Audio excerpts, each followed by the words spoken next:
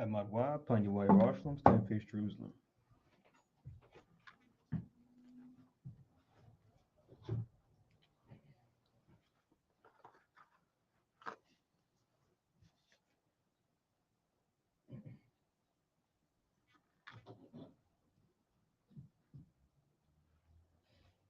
Blessing of the Sabbath.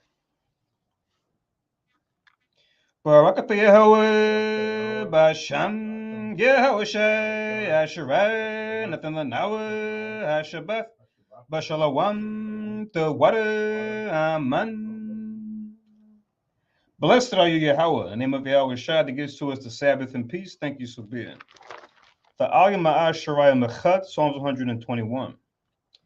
Anya Harayim Aimimir O Harim Mayan Yabawa Azorya Yabawa by Yahweh Shemayim Warataza La Yanathan Lamawat Regalia Yela Yanawam Shashramarka Hana La Yanawam Wala Yeshan Shashramar Yashvale Yahweh Shamaria Yahweh Tazalia Ayo Yad Yim Yim Yad Yawamam Hashemash La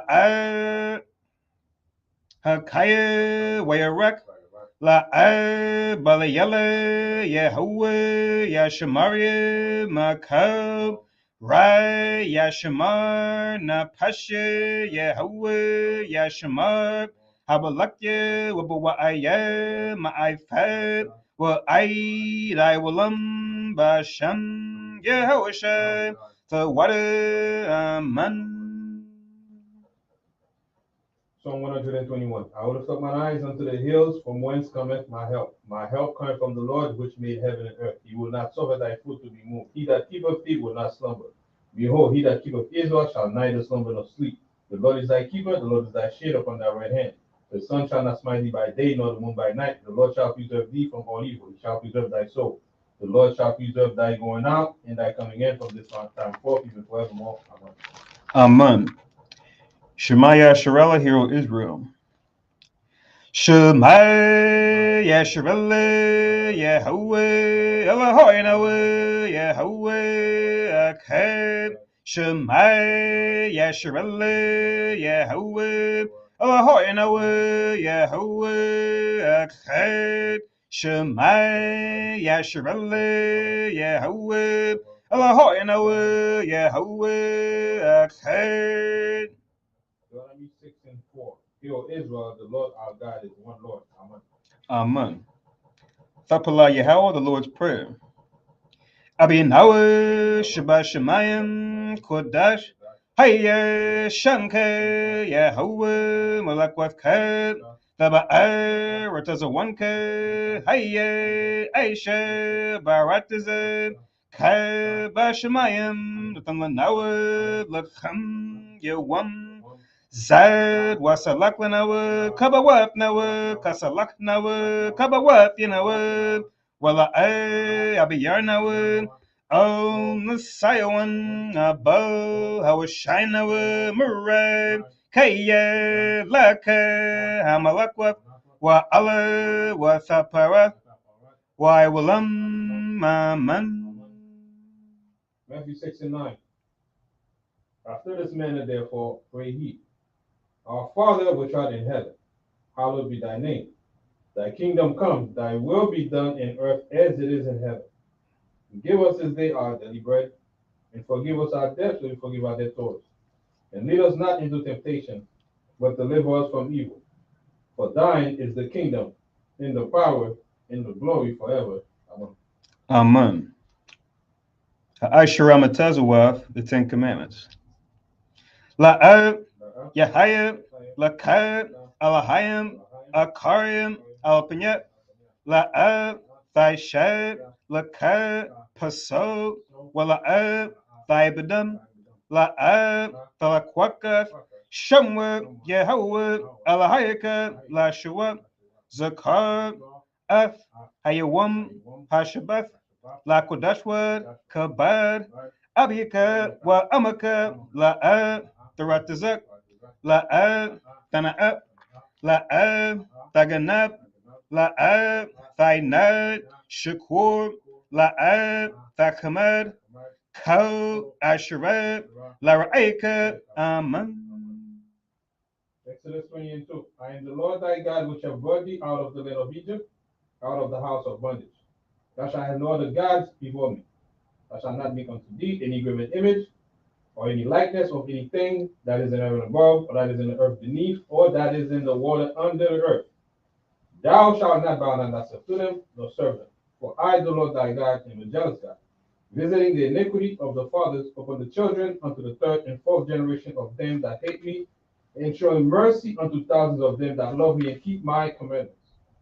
Thou shalt not take the name of the Lord thy power in vain, for the Lord will not hold him guiltless that kept his name in vain. Remember the Sabbath day to keep it holy. 6 days shalt thou labor and do all thy work, for the seventh day is the Sabbath of the Lord thy God. In it thou shalt not do any work. Thou, nor thy son, nor thy daughter, thy manservant, nor thy maidservant, nor thy cattle, nor thy stranger that is within thy gates. For in 6 days the Lord made heaven and earth, the sea and all that in them is, and rested the seventh day. Wherefore the Lord blessed the Sabbath day and hallowed it.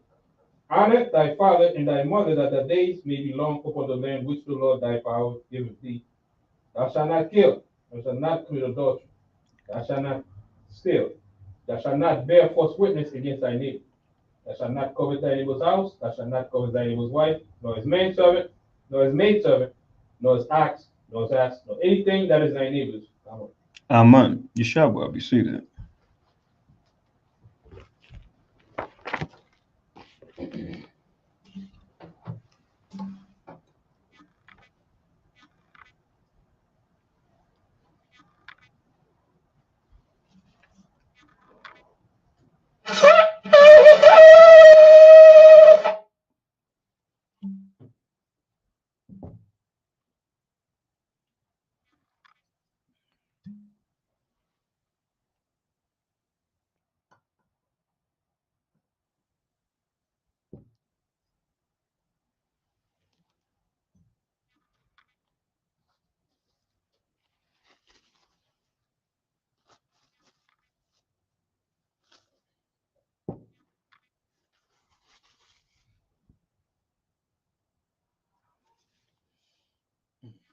Barakatah Yahweh, Bashimi Hawashai, Sharadat, and Nama Parya, Agapin, Tuada Aman. La Yahweh, Bashimi Hawashai, of Yashar.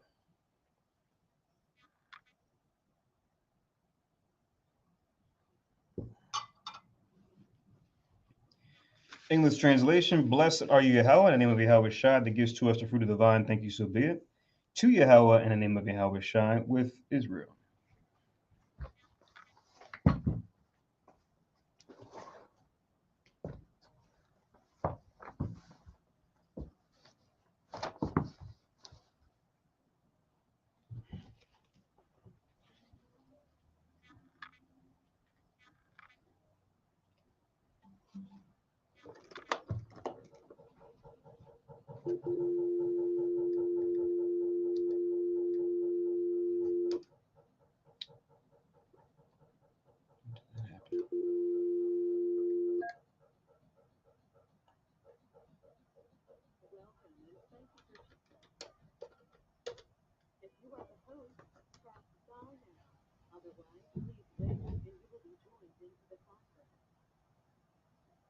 Disconnected.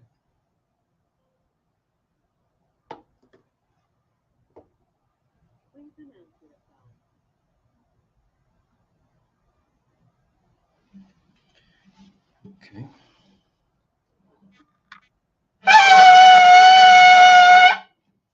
Amadwa, Panuay Rostam, standing for Jerusalem.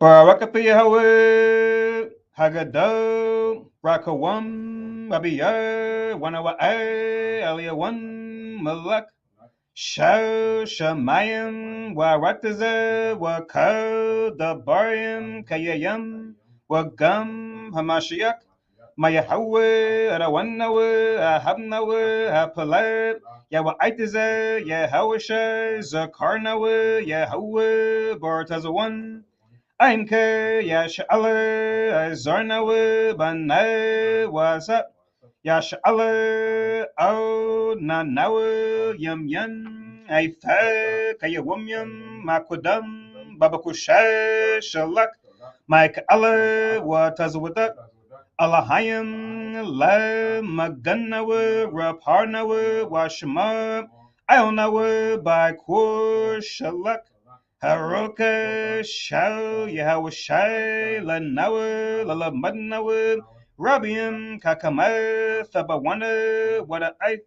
Shao the Barka Basham Yahweh the water thumb yet why willam man. English translation. Blessed are you, Yahweh, the great, merciful, mighty, terrible, most high power, King of heaven and earth and all things living, and also the anointed from Yahweh, our Lord, our friend, the wonderful counselor, Yahweh Shai.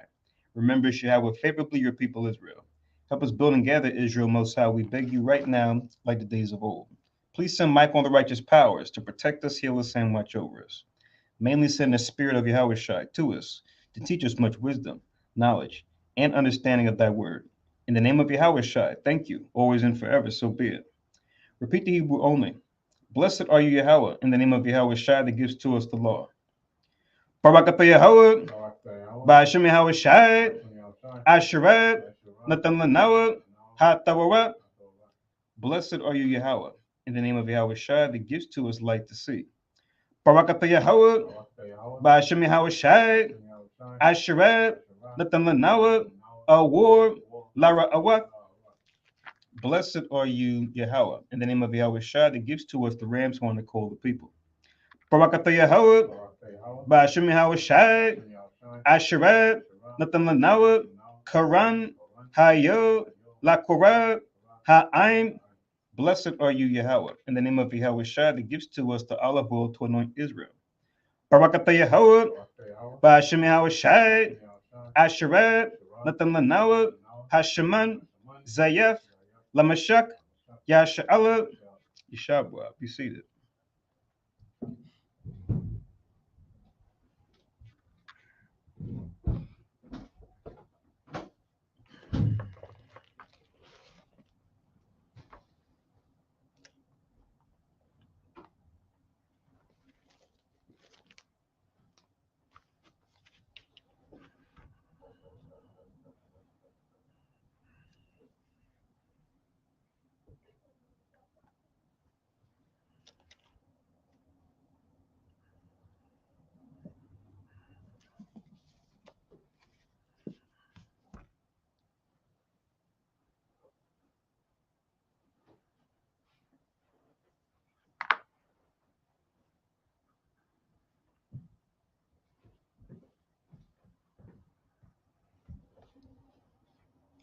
Okay, so Shalom Yasharal. Shalom. So Shalom, everyone is here in Philly. Shalom, everybody watching us on live stream, and Shalom, everyone listening in on teleconference. Welcome to Ha Yasharal Kanas, or the Congregation of Israel, where we teach that the descendants of slaves, as well as the indigenous peoples found throughout North Central South America and the Caribbean, mainly, make up the southern and northern kingdoms of the 12 tribes of Israel, and that we fall into a lower state politically, economically, even religiously, because we broke the laws of God found in the Bible given to us by Moses, and that we come out of this lower state that we fall into by turning back to these commandments we broke by following Jesus Christ. And one way we do that is by keeping the Sabbath holy, which is the seventh day of the week, which is Friday sundown to Saturday sundown. And as our particular branch of Christ does, we go through a regular Sabbath service. This week, we're going back to the Apocrypha, and we're going into First Esdras, the 4th and 5th chapters now. Once again, First Esdras 4 and 5 is going to be our reading for today. All right, my name is Nabia Zerubbabel. I have the privilege of going through the service with you guys today. make sure you put down in your notes that according to the Gregorian calendar that we're under this current government, it's the 22nd of April, 2023. And according to our calendar, it would be the second month and the third day. Of course, that's easy to keep track of since we know we kept the new moon Wednesday night, which means Thursday night was the beginning of the second day. So Friday night was the beginning of the third day. So that's how we know we're in the second month and the third day when you count from the new moon. Okay, so let's go into First Esdras, chapter 4. And for you guys that are reading the Apocrypha that's separate, that's going to be, if you don't use your table of contents,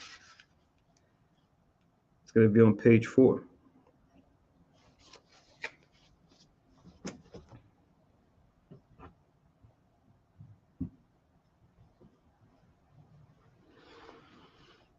So, from what we were talking about last time, you had these 3 men in the court of Darius kind of put together a little contest to see who can guess which is the strongest. I think that's probably a better pronoun to use here instead of who, which, because it kind of leaves it more open-ended. So let me change that. Which. Yeah, that's good. So you have a little contest. And what we read last time went through the Apocrypha. The first person said that wine is the strongest. And then they go pretty much into their explanation behind why I think wine is the strongest of all as far as the influence that it has.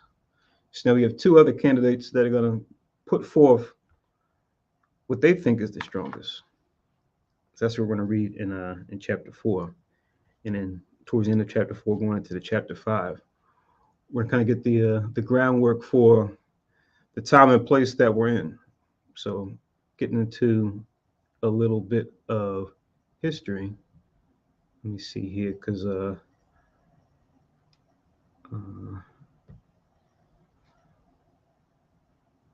we kind of looked at these maps last time. We looked at these maps. We were going through the book of Esther. We're reading through the holy day of Purim a month or so back. But if you see here, this is kind of the map that we're up to now. And before we went into this one, I zoom out so make sure you guys can see this. So this is the Persian Empire in its entirety, which you see here on the right. But then, because these are the folks that are ruling right now during a time of Esdras that we're reading. But now, if you look right here, this is where we're at in Israel.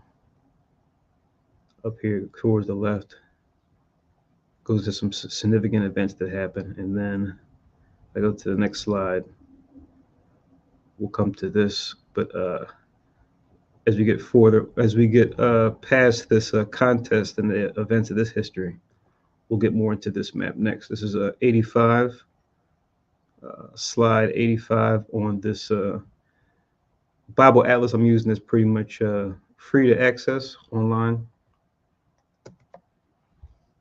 It's pretty good, and it's a good, one-stop shop if you don't have enough room in your bag to carry an atlas. Because out of all our Bible tools, this one tends to be pretty heavy, especially the good ones. The good ones are you have to kind of lug them around because they're so big.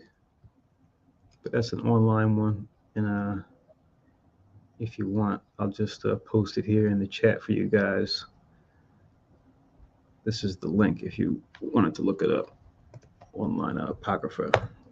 So I just posted it in the chat there if you guys wanted to look at that, kind of go through some of those atlases. Really helps as far as helping to visualize where the people of the Bible were traveling at different times, different places. But let's go to First Esdras chapter 4.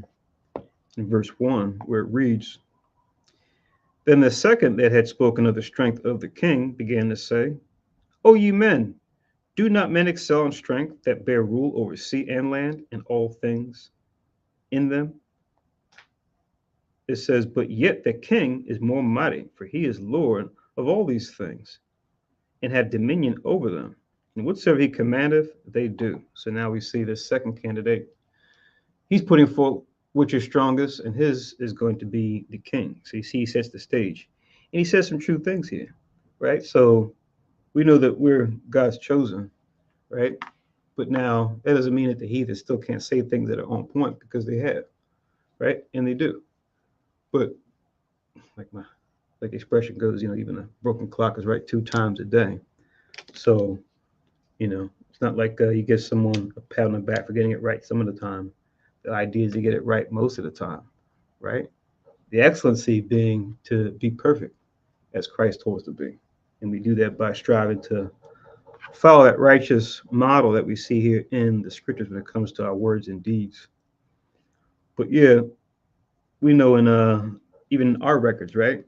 Because remember, these first two candidates, they're actually men that were part of the court of Darius' empire in the Medo-Persian Empire. But this third candidate is going to be someone that's important to our history of Israel, and we're going to read more about him as we get towards the end of this chapter and then going into the next chapter. So that's why I was saying, even the other nations can say things that are wise.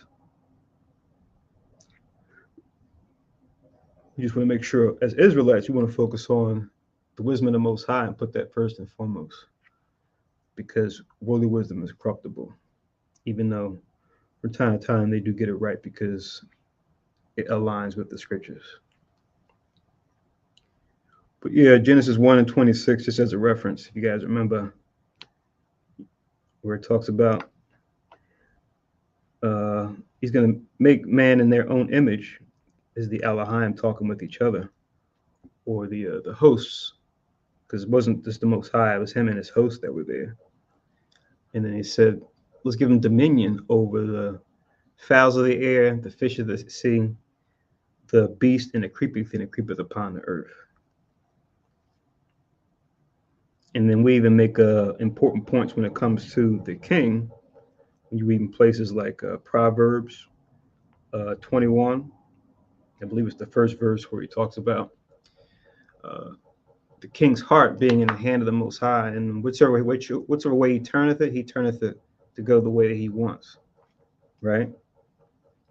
And then later on in Proverbs 25, I think it's in verses 2 and 3, it talks about the heart of kings being unsearchable, right? At least that's the way it should be, because we're supposed to look to the king for when it comes to counsel, guidance, decision making, right? On all levels, especially on the high level, since he usually would have princes or chiefs or judges to judge smaller matters, and then he would judge the matters that they couldn't deal with. At least that's how it worked according to our law. But yeah, Proverbs 21 and 1, and then Proverbs 25, 2 and 3. Just as far as some scriptures we can look to when it comes to how to reveal the king. And then I guess I'll give you this one too. This being in the law.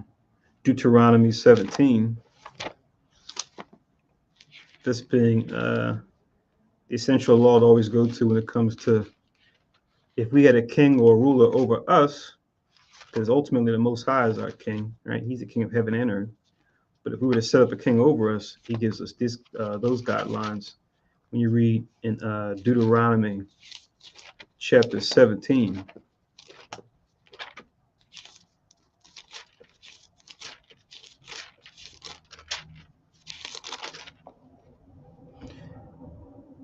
and it's from 14 down to the end, which is verse 20.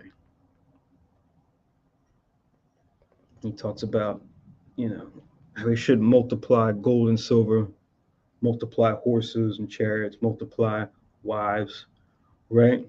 To where it doesn't give a specific number, but it's just saying, for the king not to become so self-absorbed in his conquest and then, that becoming like his focus, as opposed to just governing the people.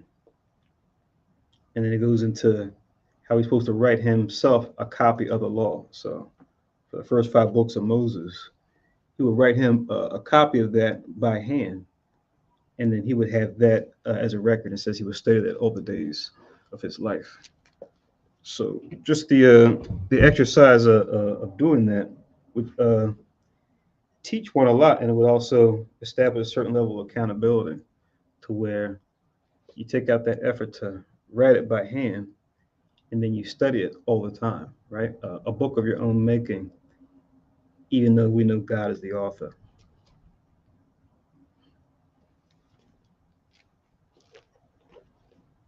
Let's go back to first Esdras. Let's continue on and see this candidate going into the king and why he's strongest. Let's see the reasons he lists. So now I'm in verse 4. First Esdras chapter 4, verse 4. It reads, if he bid them make war, the one against the other, they do it. If he send them out against the enemies, they go and break down mountains, walls, and towers. Right? So throughout history, past and present, right? And going forward, this is true, right? As far as the power that the king has. We see here even in the United States, the way Esau has the government set up. The president of the United States, they call him the commander in chief, right?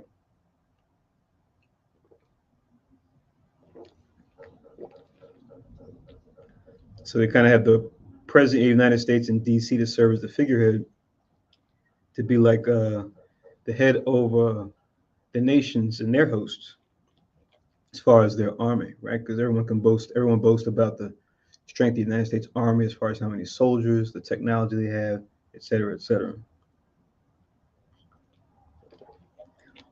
So it's done like a counterfeit to our government, because our government is the example, but we'll see Esau try to counterfeit the model you see in the scriptures, where we had a captain of the host to be over the army, whereas with them they have their figurehead, which is the president of the United States. When it comes to governing the army and governing warfare and things like that. But reading on, it says in verse 5, they slay and are slain and transgress not the king's commandment. Going into those who the king has rule over and that he commands to go to battle. If they get the victory, they bring all to the king, as well the spoil as all things else, right? So they have victory, they bring their spoils to the king, right? To break it up as far as the spoils of war, because he's the sovereign over the nation. It says in verse 6, likewise, for those that are no soldiers and have not to do with wars, but use husbandry, when they have reaped again that which they have sown, they bring it to the king and compel one another to pay tribute unto the king, right? So once again, it's another aspect of the king getting tribute from all of his subjects, not just in matters of what do you call it, military matters, but also even when it comes to civilian matters, right? And you even read about that in our law when it talks about the power that the king had to even call into his command, to his office, the different men and women of Israel to be his servants for different things, his bakers, his confectionaries, et cetera, et cetera. But yeah, you can just write down, it goes through the whole list of the things that is required of a king, at least for us. But that's in 1 Samuel chapter 8.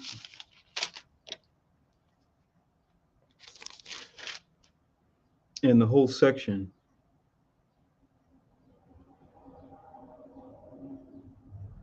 You can start from verse 10. Verse 10 down to verse 18. So 1 Samuel 8, verses 10 to 18, where it goes into this power that the king has when it comes to people who work the fields, like shepherds, or people who work with cattle, people who work with vineyards or husbandry, right? It goes into the power that when we had a king, what he had the ability to do and how much was required of the people to support his office. Because we already paid a tenth as Israel to the Levites, right? They got a tenth of all Israel. That was their inheritance. And they resided in different cities just for them. But now that would be another tenth added on to where now it will be 20% total for all Israel. 10 would go to Levi, and another 10 would go to the king in his office now as a requirement, since that's what they wanted. So back to First Esdras 4. Now I'm in 7. First Esdras 4 and 7, it says, and yet he is but one man. If he command to kill, they kill. And if he command to spare, they spare. Right? So he has a command over life and death when it comes to matters, things that are said and done. If they're according to the law or against the law, he has that final judgment. You see this being exercised by other kings of other nations that have had their time to rule. They exercise this as well. Right? You go back to the Roman times, that's what they called imperium. We would see them do like this, or sometimes they would do like this if there was a battle in the arena. At least at that time when they had the gladiator arena, which was after 773 AD, they had that power of command over life and death, even in those matters as well. But it says in verse 8, if he command to smite, they smite. If he command to make desolate, they make desolate. If he command to build, they build. If he command to cut down, they cut down. If he command to plant, they plant. So you kind of get the idea, right? So he is indeed the commander over all, as far as the people and the resources that he has provision over, all the land and the rivers that he has provision over. The king has command over that and all his subjects. It says, so all his people and his armies obey him. Furthermore, he lieth down, he eateth and drinketh, and taketh his rest. And these keep watch round about him, neither may any one depart and do his own business, neither disobey they him in anything. Right? So this is the power of the king. Of course, this can be uh, corrupted, right, by people that are under his command. If they don't like him and want to try to subvert his rulership, but now, a stern, straight government is going to be mindful of that too and deal accordingly if anyone is found trying to subvert the king's rule or try to usurp his power or try to do what they call like have a coup to throw him out of power position.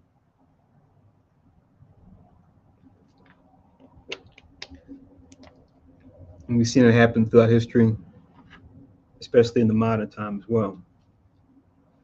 Because remember, the scriptures tell us the kingdom will fall if the king himself is off, not dealing with righteousness, not dealing with justice. It's like a ticking time bomb. Or not ticking time bomb. Yeah, it's like a hourglass that's running out, and it's only a matter of time before that kingdom will fall. It says in verse 12, O ye men, how should not the king be mightiest, when in such sort he is obeyed? And he held his tongue. So that was his answer. And he gave his reasons why he's the strongest. Once again, got me thinking about Esdras.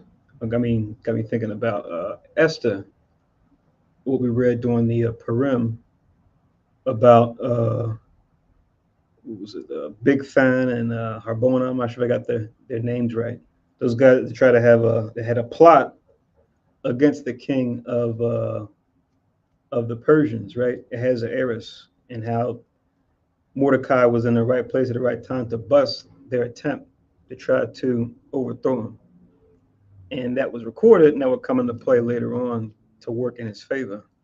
And it would be exposed that Haman the Agagite, right, not a Persian, an Edomite, when you go into his ancestry, he was the one that had the hand in trying to do that, but ended up not working. But it will be it would be a indicator of what was to come, because it tells you that not only was he an Agagite, but it says he was a Macedonian as well, connecting Esau to the Greeks, right? So it was like a sneak peek at the next up and coming empire that would come after the Medo-Persian Empire. Just wasn't their time as of yet when that happened. So now in verse 13 it says, then the third who had spoken of women and of the truth, this was Zerubbabel, began to speak.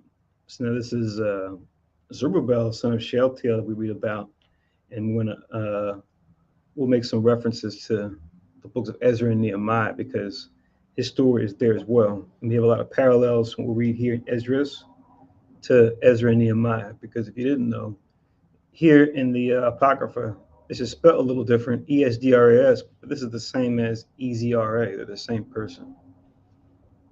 And you might see it spelled a little bit differently in the scriptures with a Zeru as opposed to a Zoro in the Apocrypha, but it's talking about the same thing.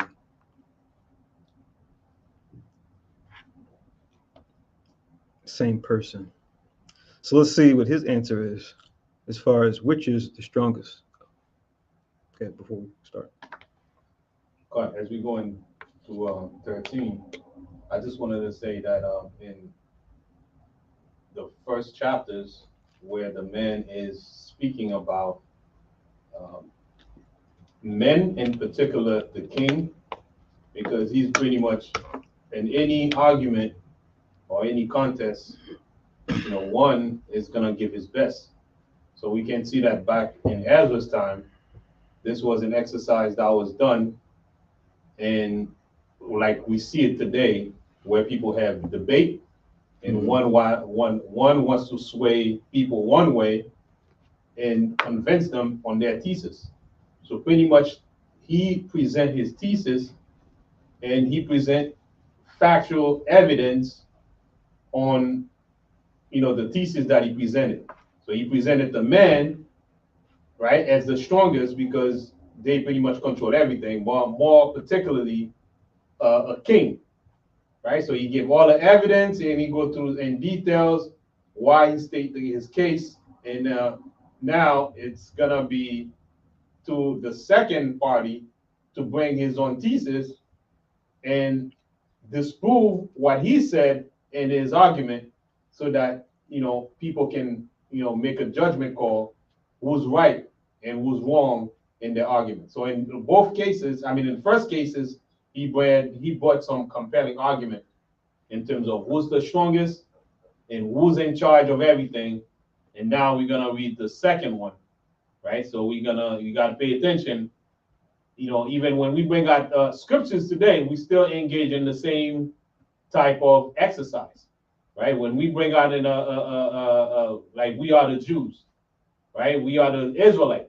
So now we got to state our case to prove that how we are the Israelite and what evidence we're gonna bring out to show that we are an Israelite. So it's a very good exercise, and it's good, right? Even though we're reading the Apocrypha, something that was written in the past, it's always good to bring yourself and bring it to modern day time and see how we relate to what was going on back then, because we are the people, right? That was back then, and things repeat itself, right? Things written for a time was written for our learning. So it's nothing new. There's nothing new under the sun, right? It's pretty much the same spirit that we have today that's doing the same type of exercise, except we have been lost sheep, and sometimes we lost we lost our technique on how to argue cases because we don't even know who we are. So now we got to search and bring out the fact so that we can present our evidence to people out there when you go out there and teach. Khan. This is the I think the third one, because we were like, I think 2 weeks ago we read about wine. So at least in this case, it's a three-way. But yeah, you're right. Typically, you'll see it's usually between two. Like you got me thinking about when they in the world when they have these primaries as far as the two main parties, right? The red team and the blue team, as I call them. We had the presidential debates, go back and forth, and they'll have a moderator and they'll keep a timer to show, okay, you have this much time to respond to the person's questions, and then you make your points, and they go to the next person, and kind of go back and forth. And you can just get this scripture. You can get this scripture in Isaiah. Sorry, I need to write this down. Just write down Isaiah 41 and 21. We were compelled to do this ourselves in the scriptures, right? When it comes to rhetoric, which in and of itself is not bad. Rhetoric just deals with the art of influence. But the idea is influence towards what? Because rhetoric can be a good thing if you're using it to influence people towards a constructive, generative end, right? It's going to lead to people's benefit as opposed to using rhetoric to deceive and to confuse. So, unfortunately, it can be used either way. It's just a tool. It's all about using it constructively as opposed to destructively. But Isaiah 41 and 21, which talks about producing our cause and bringing forth our strong reasons, saith the King of Jacob. Once again, the Most High being our King above all. But in First Esdras 4 and now we're in 13, it says, then the third, who had spoken of women and of the truth, this was Zerubbabel, began to speak. Starts and give his reason why these are the strongest. It says in verse 14, O ye men, is it not the great king? Rather, it is not the great king, nor the multitude of men, neither is it wine that excelleth. Who is it then that ruleth them, or hath the lordship over them? Are they not women? So now he's addressing the choices of the first two candidates, right? That made their strong point and reasons. He's going to go right into, we talk about, like you were saying, Kahan, about how we apply these things today. He's going to go into what we call, as far as a principle when we teach, confounding the person in their own doctrine. So someone will come to you and they'll be into some belief system, right? Some lifestyle, some culture, some mentality. So an approach is to go offensively into their world as opposed to defensively. Because you can do both, right? Depending on the scenario, right? You can defend the faith of what we know is true, but you can also go offensively and then start questioning them what is it they believe, right? And then showing how it's missing something, or it's illogical or what have you. So he's going to go right into what they said and then show his answer to pretty much overcome their answer. It says in verse 15, women have borne the king and all the people that bear rule by sea and land, right? So now he stated his case for women, and what he stated is true, right? Because everyone that's in the earth now, right, came from women, gone as far back to Eve, given that we had the flood, right, and then that rekindled again through the wives of Noah and his three sons, everyone on the earth being descended from them at this point. So it says, they have borne the king and all the people that bear rule by sea and land. And it says, even of the came they. I got the old English here. What verse you on? 16. printed funny here. Let me see. Sometimes it's not the same when you read it in the 1611.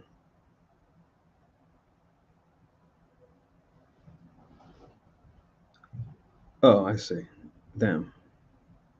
Okay. So it says, even of them came they, and they nourished them up that planted the vineyards from whence the wine cometh. Oh, so now he's talking much. He's getting at the person who said wine's the strongest, but he's saying, yeah, they even gave birth to those who plant vineyards. And remember, you even had the guy who said the king was the strongest to try to jab at the person who said wine, to even use how the king was the one that supplied husbandmen to plant vineyards, right? So now they got Zerubbabel here outshining all of them and say, yeah, but women give birth to the vineyard and even the king, right? It says, even of them came they, and they nourished them up that planted vineyards from whence the wine cometh. These also make garments for men.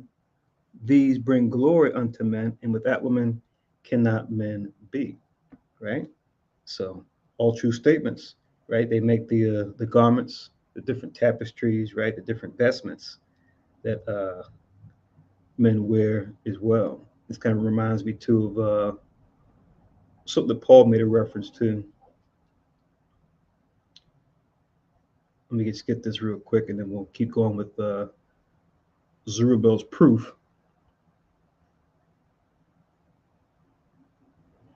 Just take this down, write this down in two places here. But let me just get this real quick in 1 Corinthians.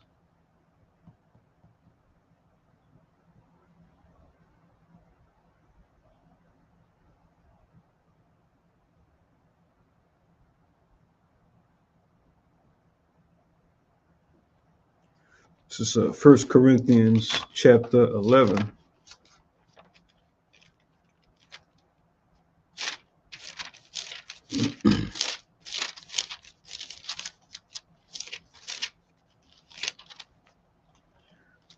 First Corinthians, you can just write down chapter 11.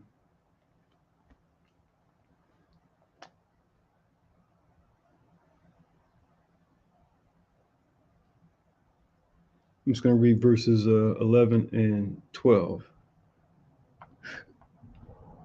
We're just going into the arrangement or the relationship between the Most High, Christ, man, and woman. When you read in this chapter, I'm just going to read this part, just showing about how we all come from a woman that are in the earth. It says in 1 Corinthians chapter 11 and verse 11, it says, nevertheless, neither is the man without the woman, neither the woman without the man in the Lord. And it says in 12, for as the woman is of the man, even so is the man also by the woman, but all things of God, right? So we're going to see Zerubbabel's answer touch on these aspects what Paul's talking about here, and that last part too is going to come up, but a little bit later on in his proof. But yeah, so it's just showing that we're tied together, right? And that we play different roles, and we see with Esau, who's taken on the moniker of Babylon, hence he's referred to as the daughter of Babylon. You know, he makes it his best effort to confuse these simple things, right? Things that make a man, a woman, to where now you have all this confusion now when it comes to men dressed like women, women dressing like men, right? Acting like women, women acting like men, things being turned upside down because they want to destroy the family. They want to destroy family relations, right? Which in turn, which would destroy or break down communities and civilization as a whole, as they attempt to control the population, as they call it. But all these efforts were going to come to naught in the end. But we see what they're doing, and we know what the Most High intended, which means it's not going to work out in the end, as much as they try to do it. So back in First Esdras 4, I'll make sure We got a lot of verses, even though a lot of this is history. But I want to make sure we keep it brief, but as complete as possible. Then it says in verse 18, 1 Esdras 4 and 18, yeah, and if men have gathered together gold and silver, or any other goodly thing, do they not love a woman which is comely in favor and beauty? And letting all those things go, do they not gape, and even with open mouth fix their eyes fast on her? And have not all men more desire unto her than unto silver and gold, or any goodly thing whatsoever? So once again, I'll shine their answers again when it comes to, wine as well as the king, right?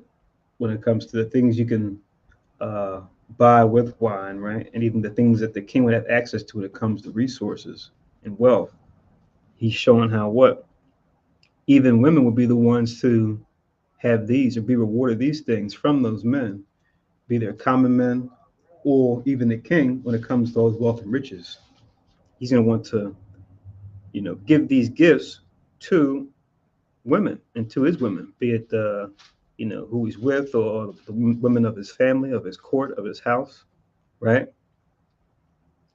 So showing women to be strongest here in this area as well. So like we see, Zerubbabel being very eloquent, he's making his case be known, and he's pretty much, as they say, he's killing it. He's shutting down their answers, and he's going to even go into more details as we read on and show how he's even going to cite some examples of folks that they knew at that time to show how it's going to fit the bill. But you had your hand up. Right. We read also as we see that Zerubbabel is bringing out a good case, and he's citing things that are very true, right? And that's what's good about arguments. Because both sides, all sides trying to bring out key fact, to convince their audience. And that's pretty much what we see out here in what we're reading in this book right here, right? In the case that Zerubbabel is laying out. Because that's why sometimes you can hear the left, like they said, you can hear one side, they sound good. You hear the other side, they sound good. And you read another side, and it sounds good too. But now the key is what sources, right? What key sources that they cite, right, to bring their case out, because everybody sounds good. So that's where the audience come in to know which one, bring out, nice words or sources that's credible, right? So now, on that point, let me read the same 1 Corinthians chapter 11, right? And I'm gonna read verse 8.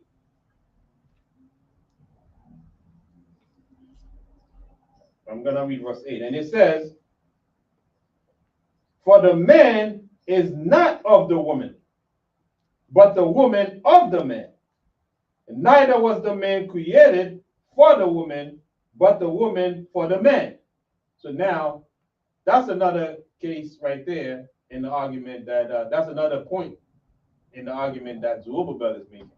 So now, that's why dividing the word of truth, here a little, there a little. Now it's the audience, right? While we be listening to this, at the same time, we gotta also, do our own due diligence to find out, okay, this say here right here, this say that right here. But that doesn't say that, what Zerubbabel is saying is wrong, but you gotta go further and deeper, and we're gonna see that as we read on, who's gonna actually win based on their argument. Okay. So you just read above 1 Corinthians. You said 1 Corinthians 11 and 8. Correct. Okay. And then to link with the 4 and shoot, I wrote this in the wrong place. I gotta link this with 17. To link with verse 19, this goes into how we're not supposed to gaze upon a maid, right? How you can be deceived by a woman's beauty and beauty in general, right? To where you can behold it, but at the same time, if you behold it for too long, it can sway your judgment and cause you to respect persons, right? Which the Most High talks about. We shouldn't do that. But this is Ecclesiasticus. Ecclesiasticus chapter 8.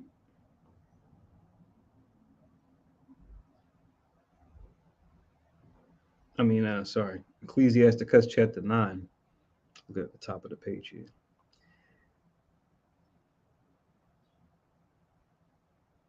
Ecclesiasticus chapter 9 and verse 8, where it reads, "Turn away thine eye from a beautiful woman, and look not upon another's beauty, for many have been deceived by the beauty of woman. For herewith love is kindled as a fire." Right? So it's just showing why you wouldn't do that. Not only what you shouldn't do, but then also why you shouldn't do it. And then there's another one in chapter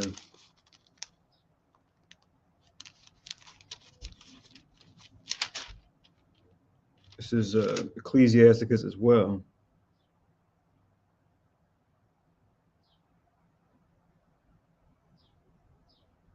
I don't know what I'm looking at.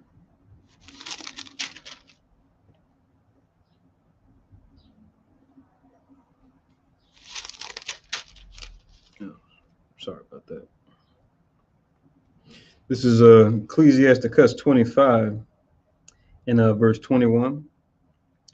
Once again, Ecclesiasticus chapter 25 and 21, where it reads, "Stumble not at the beauty of woman and desire her not for pleasure." Right? And that just means, for pleasure only. Right? Because that's part of, it's an aspect of marriage, but it's just not supposed to be only for pleasure, because that's just getting into uh, being a whore or a whoremonger, right? And that's the only reason why you want to look at and be with a woman. But once again, a woman's beauty isn't wicked. It's just scriptures are being given here to show how to address it, how to put it, and how to acknowledge the glory when it comes to beauty. And we know women are known for their beauty, but men can be, attractive too, even though we tend to be more attractive for other things. But it works the same way when it comes to a man's beauty as well. And we have different examples of that in scriptures, where not only a woman's beauty, but a man's beauty has gotten them in trouble, to where those that are around them lust after them. And then when the person who's righteous resists, now they get in trouble for doing the right thing, because now a person wants to throw the book at them, try to throw the courts at them, get them arrested. Right? And we have scenarios of men and women that have gone through situations like that. So just to show that it's not a wicked thing, but it can be wicked if you use it to distort your decision making. This is Ecclesiasticus 36 and 22. You can add that to the group as well. Ecclesiasticus 36 and verse 22, where it reads, "The beauty of a woman cheereth the countenance, and a man loveth nothing better." Right?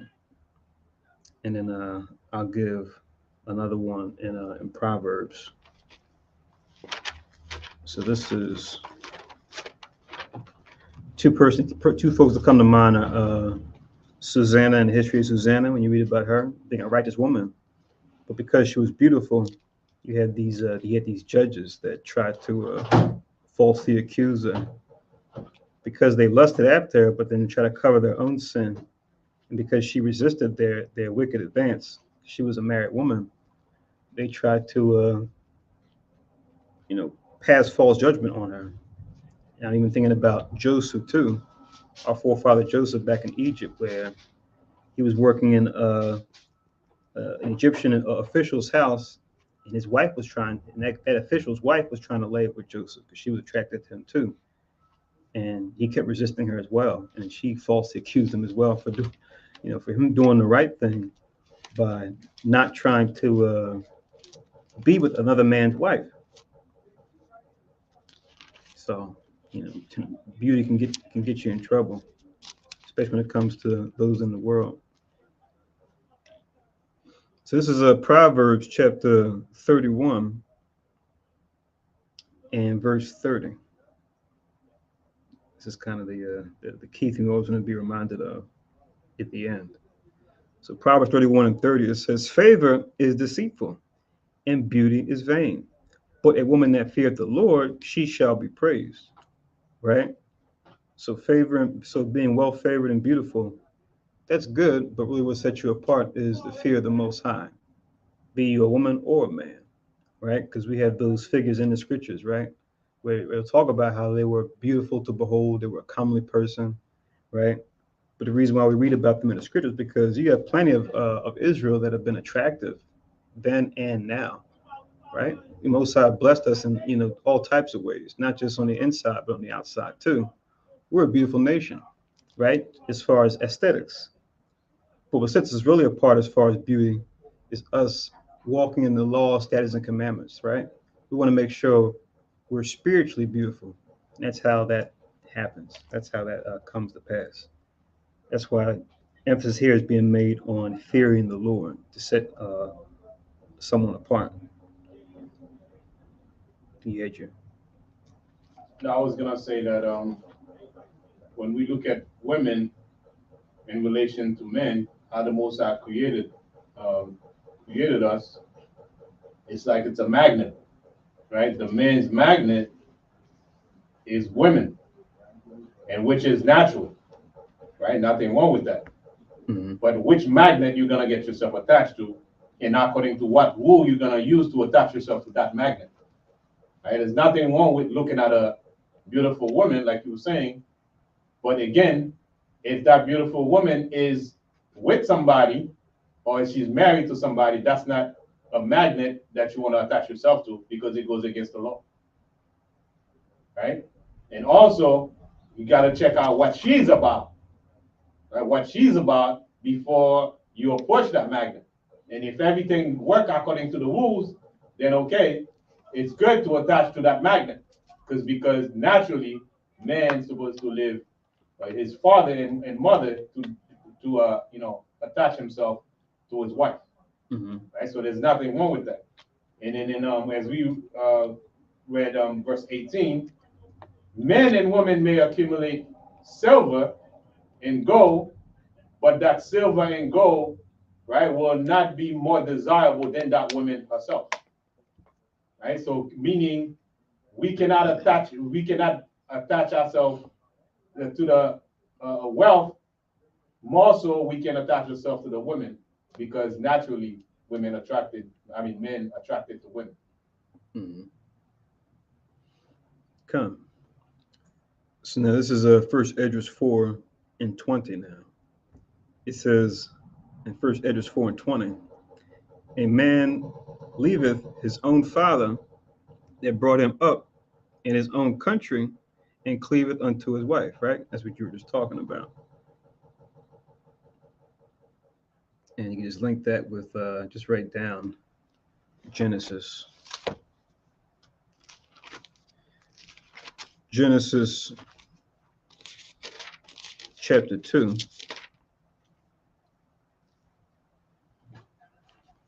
In verse 24, where it pretty much talks about Most High causing deep sleep to come upon Adam and taking his rib out of his flesh. And it's symbolism there because he's talking about them being kindred. That's why he says, flesh my flesh, blood my blood, because that's a law that will come up later where the Most High wants different nations to marry within their nation, right? Because you had different nations at that time before the flood, right? But that's the symbolism there as far as why he took her out of his took her out of Adam, because he says bone of my bone, flesh of my flesh when you read the verse above. But the main reason why I'm getting this is the verse 24 where it says a man shall leave his father and mother and cleave unto his wife and they'll be one flesh. All right. So that's Genesis 2 and 24 to go with First Esdras chapter 4 and verse 20. And it comes up in other places too, but that's the first place that it's mentioned. You'll see that verse being referenced and quoted a lot, like we see Zerubbabel is doing it here to support his case. And I know some brothers probably more a fan of this than others, where you will quote a scripture and you can say, yeah, Matthew 10:14 says this, or you just say, yeah, the word of God says X, Y, Z, or you could say, yeah, it's a wise thing. It's wise to be wise as a serpent and harmless as a dove. You can say certain things, and depending on your audience, you can let them know that it comes from the scriptures or not, but the wisdom itself will stand. And what you'll see oftentimes in the world is that when you lead with quoting the Bible as far as a chapter and a verse, because of the propaganda that's been out there for many generations about the Bible and what it's really about, or I should say what they want us to think it's about, your words can fall on deaf ears. And then when you switch it and you quote the Bible without quoting the Bible, so you're quoting the Bible, but you're not saying yes, chapter verse, but you're speaking the wisdom of the words in the Bible. Oftentimes you'll see that happen where people hear it and go, "Oh wow, that's on point. That makes sense." And if they're not studying the scriptures, they won't realize that it comes from the word. And then when you show them it's in the scriptures, they go, "Oh well, okay." And then you can get a positive reaction sometimes. Sometimes you might get a negative reaction once they find out it's in the Bible. But it's kind of funny, when the Bible, we know it makes sense, but a lot of folks are just apprehensive of dealing with the scriptures in general, just because of temptation and because of us not being raised according to the truth in this society. And our parents and our family, our extended family, most of them growing up in a lie. So we see him not quoting the verse directly, but us that know the truth, we know where this comes from. So this is First Esdras 4 in 21. It reads, he sticks not to spend his life with his wife, and remember if neither father nor mother nor country. By this also you must know, the women have dominion over you. Do ye not labor and toil and give and bring all to the woman? Right? So part of the duty of marriage, right? When you read, if you're to take a wife, you read in, you don't have to get it, but just write it down because we have a lot of verses. But you can just write down Exodus 21 that supports this.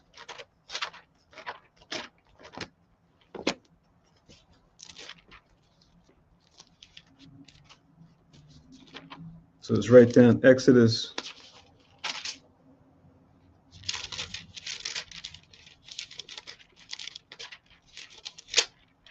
21 and verse 10, which Exodus 21 and 10 to go with First Esdras 4 and 22. It says, if he take him another wife, her food, her raiment, and her duty of marriage shall he not diminish. Right? So for a wife or wives, when it comes to her necessity, right? Food, clothing, shelter, right? You're not supposed to diminish that because you take another wife. That's the context here. But what it's pretty much letting you know is that they're all supposed to be provided for and taken care of. So it goes back to what Zerubbabel is saying here, according to the law, and how it's just a matter of fact, right? And like I said, what we were saying before, we see in today's time they tried to shift that in the first world, right? With a lot of the different amenities we have through industry and through technology of them. And you see with Esau, he's good at dividing and conquering, even when it comes to technology, using that as a tool to divide and cause conflict, where with the working and poorer classes have them competing one, the husband with the wife when it comes to who's the breadwinner, who makes the more money, right? So use that as a tool, as a device to divide, as opposed to something to make the family stronger. And that's unfortunate, but that's what they do. But we know, uh, as far as the way the Most High intended for a man and woman to be, He made the man to be that provider, to be the one to be over an inheritance. I mean, it's baked right into the law when it comes to how we have Israel laid out, or even how the other nations are laid out, to where a man will have an inheritance, and he'll take his and men will take wives and their children to be the ones to inherit wherever he resides, right? Because whatever children she bears will be of the house of that man, as far as what nation he comes from. So, as much as you want to try to go against the grain of how the Most High made men and women, let alone made Israel, right? It's just in the end, like we were saying earlier, it's not going to happen. It's not going to work itself. It's going to revert back to how the Most High made the nations to be. And like I said, when you look at the way inheritance works and marriage works, and what the purpose really behind it, as far as the way the Most High made it, you know, they try to lead us astray by having us in cities, and they try to break up the family structure. But the Most High, like I said, He made us to be this way. So uh, there's a scripture, I think, in Job, where it says, "What the Most High made straight, how can you make it crooked?" I'm kind of paraphrasing, but that's what you see happening now with nations wanting to do things against the Most High's principles. And also, when you look at in verse 22, and bear in mind that Zerubbabel is in front of a king, and is not a king of Israel, is a heathen king. So his case would have to appeal to the king based on the king's mindset, right? So because the king, they worship idols, and they don't worship the Most High. So the case that Zerubbabel is making here has to appeal to the king, and it makes sense, everything that he's saying right there. So when he says, everything that the woman has, and isn't the woman your master, and that's key. And when you look at the world, they worship Virgin, the Mary, right? Quote unquote, they worship Mary, for example, in the Catholicism, but really they paying reference to their women god that they personify, right? Mm-hmm. So it's pretty much everything catered to women. When you look at the music industry, which run by Esau, who was also an idolater, right? It's pretty much R&B, all catered to women, Mm-hmm. right? Everything's catered to women. And as we read in 1 Corinthians 11 and 8, right? The women was created for the man, but not the other way around. So we need each other, right? In the setting of the Most High, but we should not be subservient or worship women. And in society, that's pretty much what it is about. Everything that a man does is for the women. You're the center of my world, and you my life. Mm-hmm. And everything is about you. All I got is you. And if you're not there, I don't know what I'm gonna do. I'm gonna lose my mind, right? All that is pretty much gearing towards worship, idol worshiping, right? And we're gonna read that as we go along, and who's the real power that we should be worshiping, right? Not to say that again, the Most High said, when we live a woman, when we leave our fathers and mothers, we cling into a woman. Of course, the Most High said we should not, depart. Right? We should not depart because He put us together. And Yahushua pretty much made it clear, even in the beginning, it was not so. Right? But the way of the world, everything corrupted, we see it different. But I just wanted to say that based on what we're bringing out, Zerubbabel is right because he has to appeal to the king, and everything he's saying makes sense. But ultimately, we know who's the master. Mm-hmm. And take some notes, like we were saying earlier about being wise as a serpent and harmless as a dove, right? And if you guys haven't had that experience, I'm sure any of you that have been teaching the truth for even a little while, even if you're not, an expert, you probably split this that or you probably experienced that yourself. When you do the wisdom of the scriptures or just talk about it, uh, you'll see just the response that people will have, and they'll be more interested in find out more about, well, where's that come from? How'd you know that? Or how'd you know to say that? Or how'd you know to do that? You know, whereas if you make the direct connection to the Bible right away, people oftentimes will be apprehensive. They'll say, oh, see, I'm not religious, I'm not really into, the Bible like that. It's that and the third. It's just like, but what I was saying and doing, you've seen it like that. It seemed to work out for you. But because it came from the Bible, now all of a sudden you have an issue. That's not by accident that people think that way, and that we at one point thought that way, right? So we see with Zerubbabel, he's not quoting verse, chapter and verse, but he's becoming the scriptures and he's speaking them. And we're going to read on, we're going to see him actually point to specific examples of people that they know, and just to show that the dynamic that he's describing, based on the Most High's word, is a reality, right? It says in verse 23, yeah, a man taketh his sword and goeth his way to rob and to steal and to sail upon the sea and upon rivers, and looketh upon a lion and goeth in the darkness. And when he hath stolen, spoiled, and robbed, he bringeth it to his love. Right? So, you know, that's just the story that's timeless, past times, present times, right? Where you go on different adventures, go different places, whether you do it for yourself or you do it, in the service of a company or military or what have you, right? You take whatever those spoils are, whatever trinkets you get, wherever you go, to bring back to your love, right? To show, oh, here's where I was, and I thought about you when I was here, going this and doing that, and I got something for you, right? And the woman, she's, oh, it's so nice. Oh, thank you so much, right? At least that's the hope. But sometimes, depending on the woman, and depending where you're at, especially in today's time, it might just be like, this is what you got, man? Really?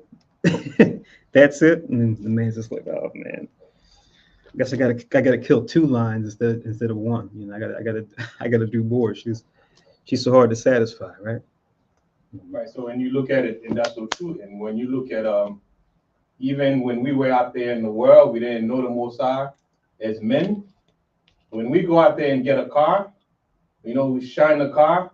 It's nothing other than just to impress women. Mm-hmm. You're not doing it for your guy friend. You can care less about that. Right. You just do it and shine it up and make sure your rims, and then you put your music on as you're driving, as you see them, and then you lean back, and then you see women, and then you look at to see if they're watching. That's pretty much what it's about. Mm-hmm. It's the spirit. That's how the spirit operates. And Zerubbabel knew it, but way back then, it's nothing new, right? And that's pretty much what men do, right? Everything pretty much cater to a woman. But when we in the truth, you take care of your household, you take care of your family because of that's what the law says, right? Based on the law, we're supposed to take care of our family, take care of our women, but not worshiping or idolize, women, right? Like we do out there in the world. And most, I would say the majority of people in the world, Esau and the other nation, that's all it's about. Mm-hmm. And then it pretty much spill on us. Again, it's once we're not in the Most High, that spirit just crept up on us. Yeah, what you said was on point about it. Most folks not being privy to it, tying back to idol worship, but they're crafty about it to where, just like Zerubbabel's crafty when it comes to not showing that actually comes from the scriptures, even though we know that's where it comes from. Like you say, he's talking to the heathen king. Esau's good at showing that a lot of these things he just presents it as lifestyle culture, but it ties back to, like you said, some kind of idol worship, some kind of woman worship, and we see that in these different religions, like you said, the Catholic Church, but others too, where there'll be some kind of female deity that will have certain requirements. So people are doing these things not really realizing that's the spirit behind it. And we pulled the verses before, but you even had Christ. There was a woman that when he was out teaching, read this in the gospel, where a woman was like, "Blessed is the woman that gave birth to thee, and the path which thou hast sucked." And Christ didn't disagree with her, but he said, "Yeah, but rather blessed are they that hear the will of God and doeth it." So I know in that moment, Christ and what he knew just how that spirit was then and just how it would even take on and continue on and become increased, and even in the times that we're in now, to where his commentary, we can use it even to this day to kind of curb that spirit to where you have people worshiping Mary more than Christ. Even if Mary came back in a regeneration, whether she knew if even she didn't know who she was, knowing the truth, she wouldn't be for that. She would say, "What's this got to do with the scriptures? What's this got to do with my son, right? The Son of the Most High, right?" But that's what you had with the Catholic Church, like you mentioned. Right. I want to read that scripture.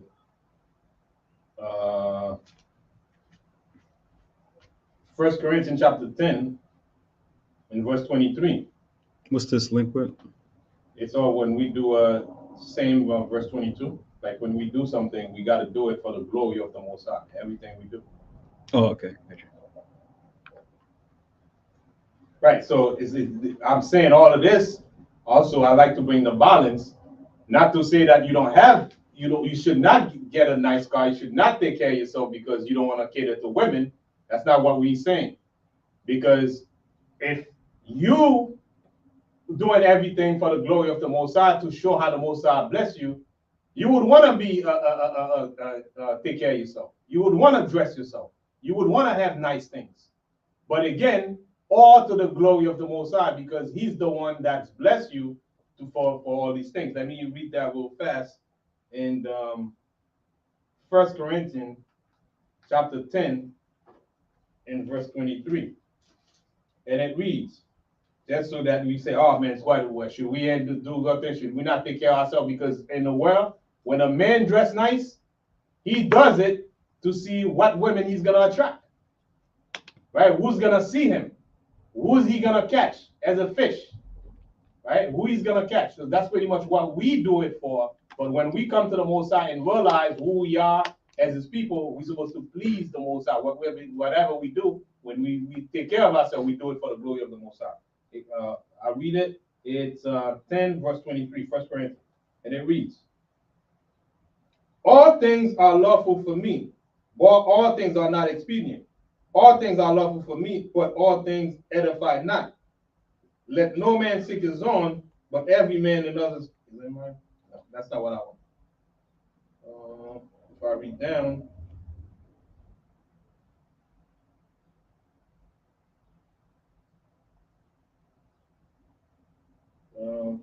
it's in between this right here. Let's see.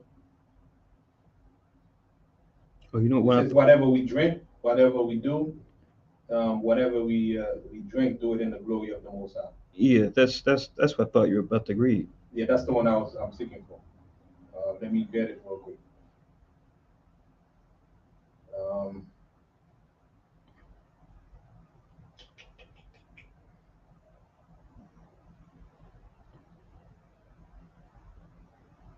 Okay. I think it's well, as you get that, this is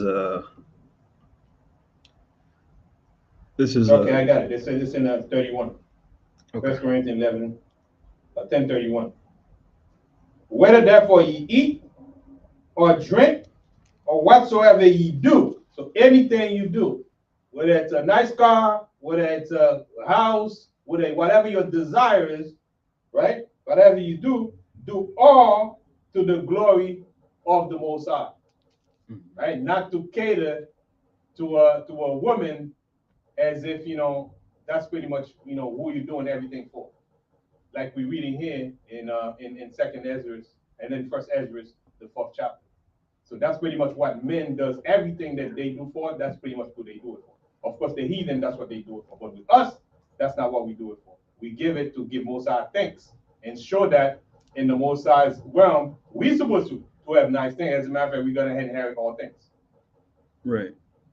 That's what we always talk about when we look at matters, right? When we look at situations, is what we do, is what people do, and is why they do it.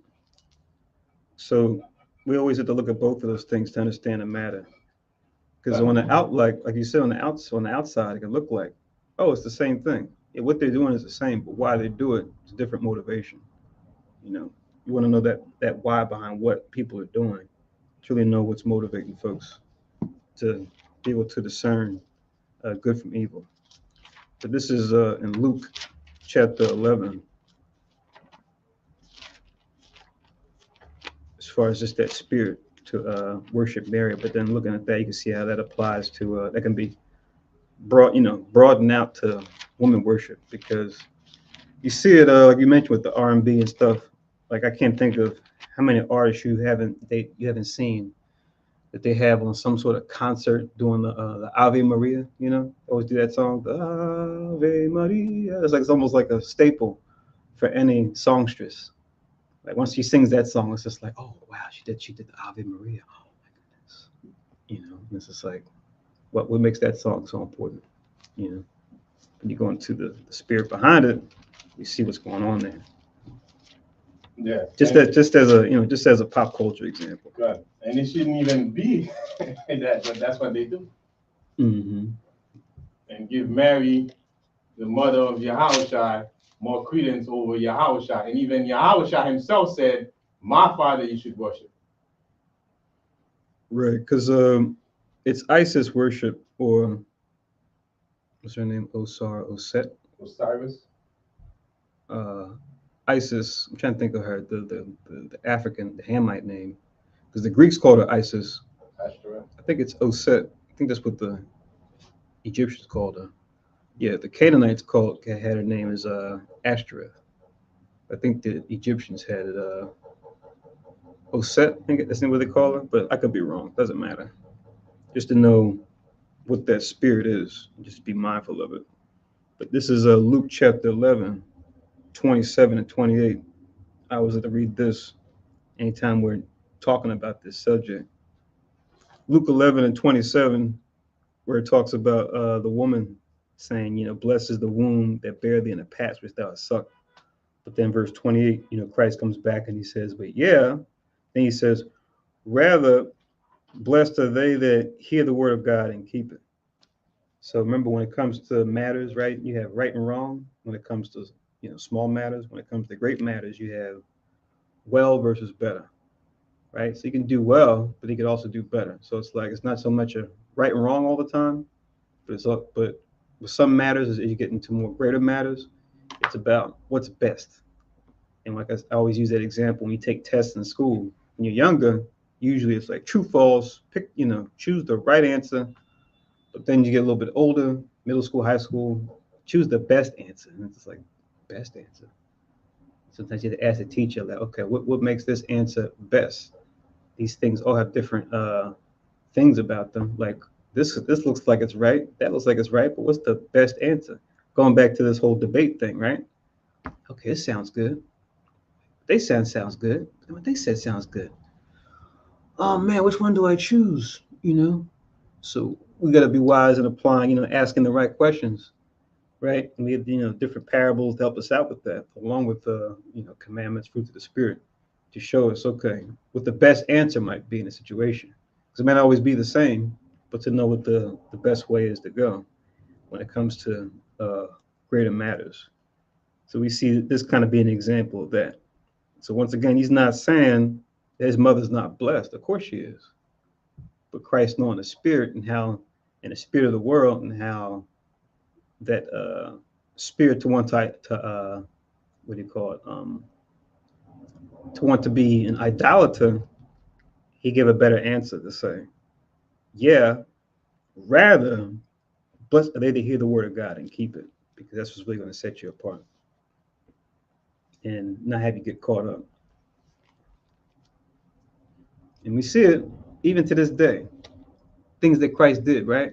He went to the pool. Was it Salome? this was the name of the place. Siloam, I forget the name of the place. You got the water, you put it in the person's eyes and they could see.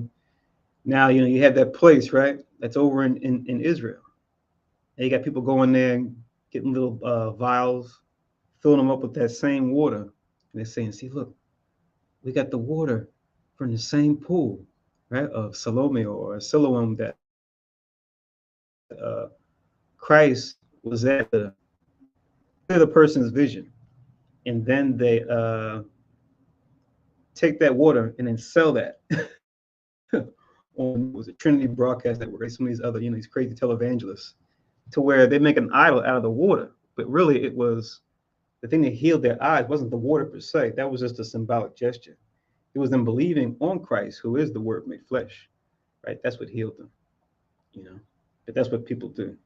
To idolize the things that Christ came in contact with, or the different devices that Christ may have used. Or even on the flip side, you hear about this concept, what they call the spear of destiny. That you said you have certain, they said, was it Hitler back in the day, he was trying to find the spear of destiny. They said, and on the left-hand side, they say, it has a occult power, right? It can be used to, do things on a supernatural level because it's supposed to be supposedly the spear that the Roman centurion used when he pierced Christ's side. So they say, yes, someone has found that spear. That spear has been, preserved over the years. And anyone who has that spear, they can gain supernatural powers because it pierced the side of our Lord and Savior. It's just like, so it's like trying to curb that spirit to want to idolize people, places, things, right? That have had come in contact with, the Most High, Christ, His Spirit, what have you.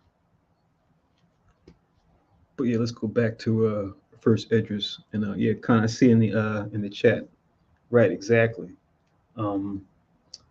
Those coming from West Africa, right? The mystery religions from West Africa that you have the Southern Kingdom adopt in one form or another, right? We know Levi is especially known for it, but Judah and Benjamin had their versions of it too, where they had these spirits they worship that represent different aspects of nature, some of them masculine, some of them feminine, right?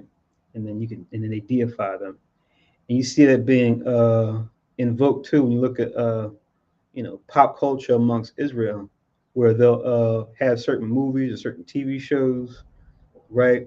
Well, they'll invoke the false gods of the heathen, but then of Esau, but they'll also invoke the false gods that come from Ham, right? And they kind of put their own spin on it. That's what you see with the Orishas. So first Esdras chapter 4 rather. I'm in verse 25 now. It says, wherefore a man loveth his wife better than father, mother, going back to what we read in Genesis, right? Chapter 2, because he's going to leave them and then cleave to his wife. They're going to be the continuation of his house's inheritance anyway, right? That's how the maps are maintained, right? The different tribal map. You look at the maps of the 12 tribes and where this land is and where this tribe is, right? That's how it's maintained. It's all connected. It says, yeah, many there be that have run out of their wits for women and have become servants for their sakes. You see? So we read those scriptures in Ecclesiasticus earlier about not being deceived by the beauty of a woman, right? Yes, a man loveth nothing better, but at the same time, don't let there be something to have you say or do something that's unseemly, right? That gets you jammed up, get you indebted, right? That gets you locked up. But we've seen this, and that is noble examples of this, where you're not doing it out of like you're going out of your mind, but like in a situation where there's danger and you go to cover women and even children when there's a threat or something like that, right? That's not anything weird or strange. But what this is going into is you just going out of there, you saying and doing something for women that where it's unseemly or it's just it may not even be necessary, and then you get, like it says, become a servant because now you become indebted because now you done said something, you done sold a ticket, you sold a ticket that you can't back up now, right? And now you're caught out there. Or now you become, bitter enemies with someone at this point. Now you got to watch your back. So there's all types of examples that could come up because of this. It says many also have perished, have erred and sinned for women, right? So like we were touching on earlier with the woman worship, you know, worship God, right? And then you could actually do right by your fellow woman, along with your fellow man, right? To where you won't cause yourself harm and you won't cause them harm, right? Whether they realize it or not. Because when you worship God, then you acknowledge the glory of all things, right? Be it people, places, things like gold and silver. Nothing becomes an idol because the Most High is the creator, the creator. Because this all ties into that scripture in Romans, right? About worshiping the creature more than the creator. Creature being anything or anyone created. You can't worship that. When you worship God, then you have an idea, or you begin to learn how to deal with the creatures accordingly, right? To where you're not defiling them and you're not defiling yourself. But that's the big picture of what we're reading here. It says, so now he's better get personal. He's better get, he's better touch on some things that they can relate to that at that time as you read on. It says, and now do ye not believe me? Is not the king great in his power?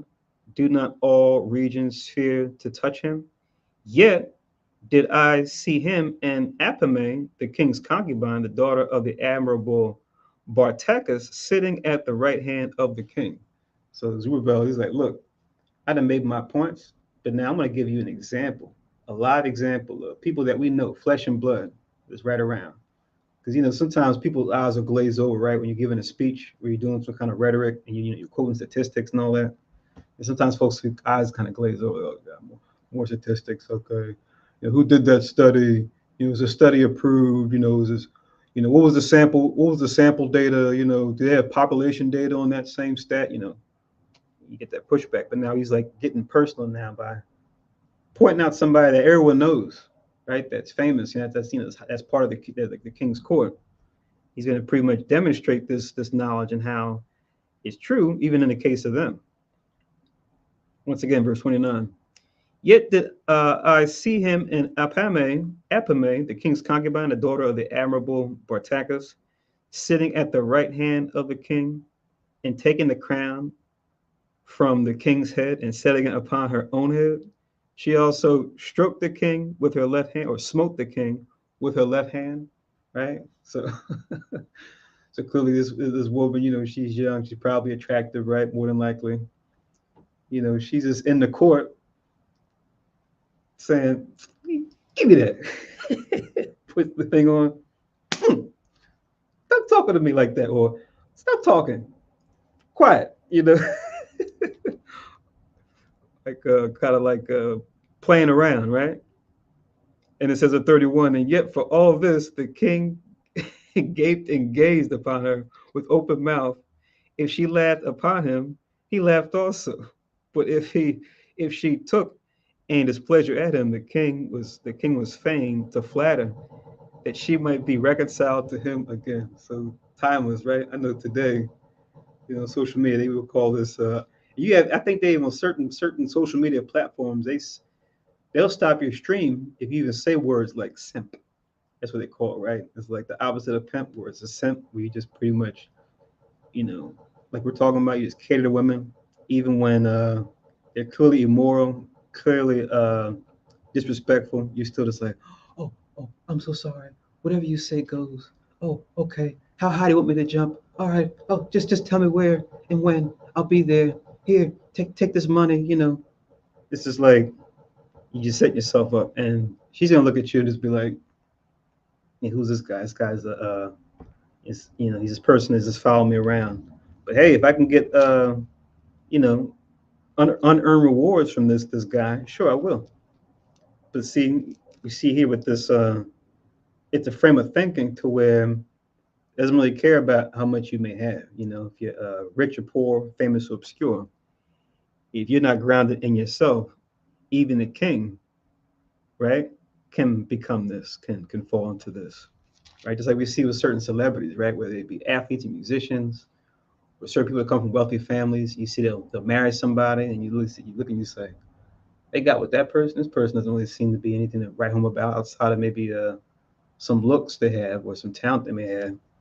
But you'll see them bend over backwards for that person. You just go, oh man, oh, they're setting themselves up for destruction. This is not going to end well. You know, she's going to eat him alive. So timeless stuff here. You see, because clearly anyone else did this, right? We read Purim not too long ago about, you know, you can't come to the king's, chambers unless he puts the scepter out, right? So if you just come in all willy nilly, like knock on the door, like, hey, what's up, king? Yeah, I want to talk to you. Put him to death, right? They have certain protocol, but you see here with this concubine, you see, I'm sure you can see the servants probably in his court is probably watching, just like she's just doing, all types of stuff. She's just violating like crazy. Give me that crown. He says something. She hits him in the arm. Mm-mm. He's like, my dear, what's the matter? I'm sorry. What happened? I'm mad at you right now. I'm not talking to you right now. Oh, my lady, please, don't leave me. Oh, whatever you want. Whatever you want me to say, whatever you want me to do, I'll do it to the half of the kingdom, right? Like we see in Esther, like we see in the Gospels, right? With was it the Herods. Remember, he had the daughter do the dance. Oh, whatever you want to the half of the kingdom, right? These things you got to beware, man. But we see it. Timeless wisdom in the scriptures. Timeless wisdom. So yeah, as we're reading, because Zerubbabel's not done, but once again we say he's laying out the case just on principle. Now he's getting live examples of people that they know at that time. So now in verse 32, O ye men, how can it be but women should be strong, seeing they do thus, right? Because not a daggone thing has happened to the king's concubine, right? This Apame, right? Even though she's clearly violating, let somebody say or do something or put a hand on her. I can see that same king, at first he was all, oh, but let someone, try to grab her or feel her or something like that, and be like, put him to death. So it's like, damn, she's got the power.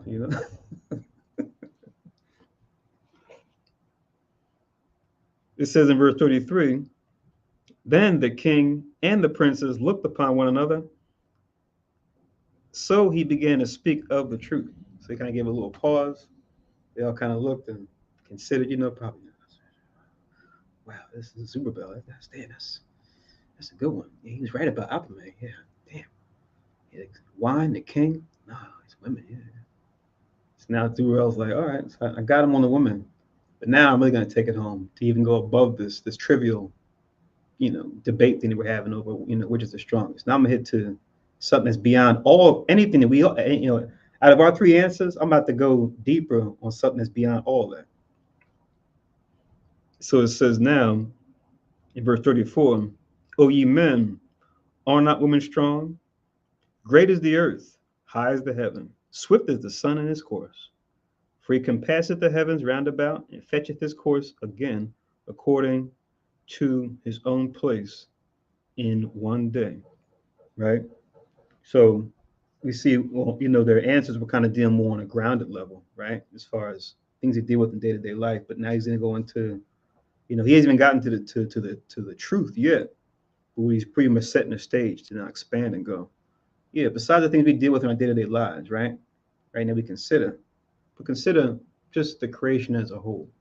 It's just like we talk about, oftentimes if you're bogged down or going through, stressful situations, even in the world, you might tell someone this and they can help, where you're getting vexed and going through different affliction, different other types of temptation. Just going out for a walk in a park on a nice day, or going to somewhere where the sky is clear at night, just looking at the stars. It just it can help you out a lot of times, where it can kind of get you out of your own world, get you out of your own situation, and be like, wow, I know I'm going through stuff, but man, look at everything, man. Look at all this beautiful nature around me. I'm just a small part of something that's humongous. And oftentimes it can clear your mind to where once you kind of come back down from nature as a whole and go right back to your situation, you now have a clear mind to now deal with the situation that you're in or deal with the temptation that you're faced with, where you're like, wow, it's really not that bad, in the grand scheme of things. Let me just do this. Let me just say this, and it should work out. But yeah, just looking above, looking around you, going out into nature, considering the stars, consider going out on a nice day. It can help to clear the mind. But we kind of see that wisdom here is as far as him beginning to set the stage to go beyond anything that they've said so far to now bring the truth into play when it comes to this being the strongest of all. That's why he's talking about the sun going up and down, which clearly they all uh, have witnessed, right? Before I read the next verse, you get your hand, right? Yeah, it's scripture that I wanna bring up. Give me 1 second. You could go on. I gotta get the scripture. Okay, and as you find that, let me get this and let me step it up because I don't want to have you guys too long. Make sure we finish in a reasonable time because we still got chapter 2. Yeah, I got it. Okay, if you want to go first, because I got mine. All right, so this is based on what you just said about no matter what you go through. It's kind of like as Israelite, we going through a lot, right, in this land of captivity. Mm-hmm. So what we should get in the habit of doing, which is a good exercise, is to have a bunch of scriptures lined up that will get you through the day, or when you go into some situation. You got to have a set of scriptures, right, that would comfort you, right, when you go into to tough time. So one scripture that comes to mind is Romans 8 and verse 18. Right, once you have that, and you have that in your mind, that should be able to help you out. Romans 8 and 18 says,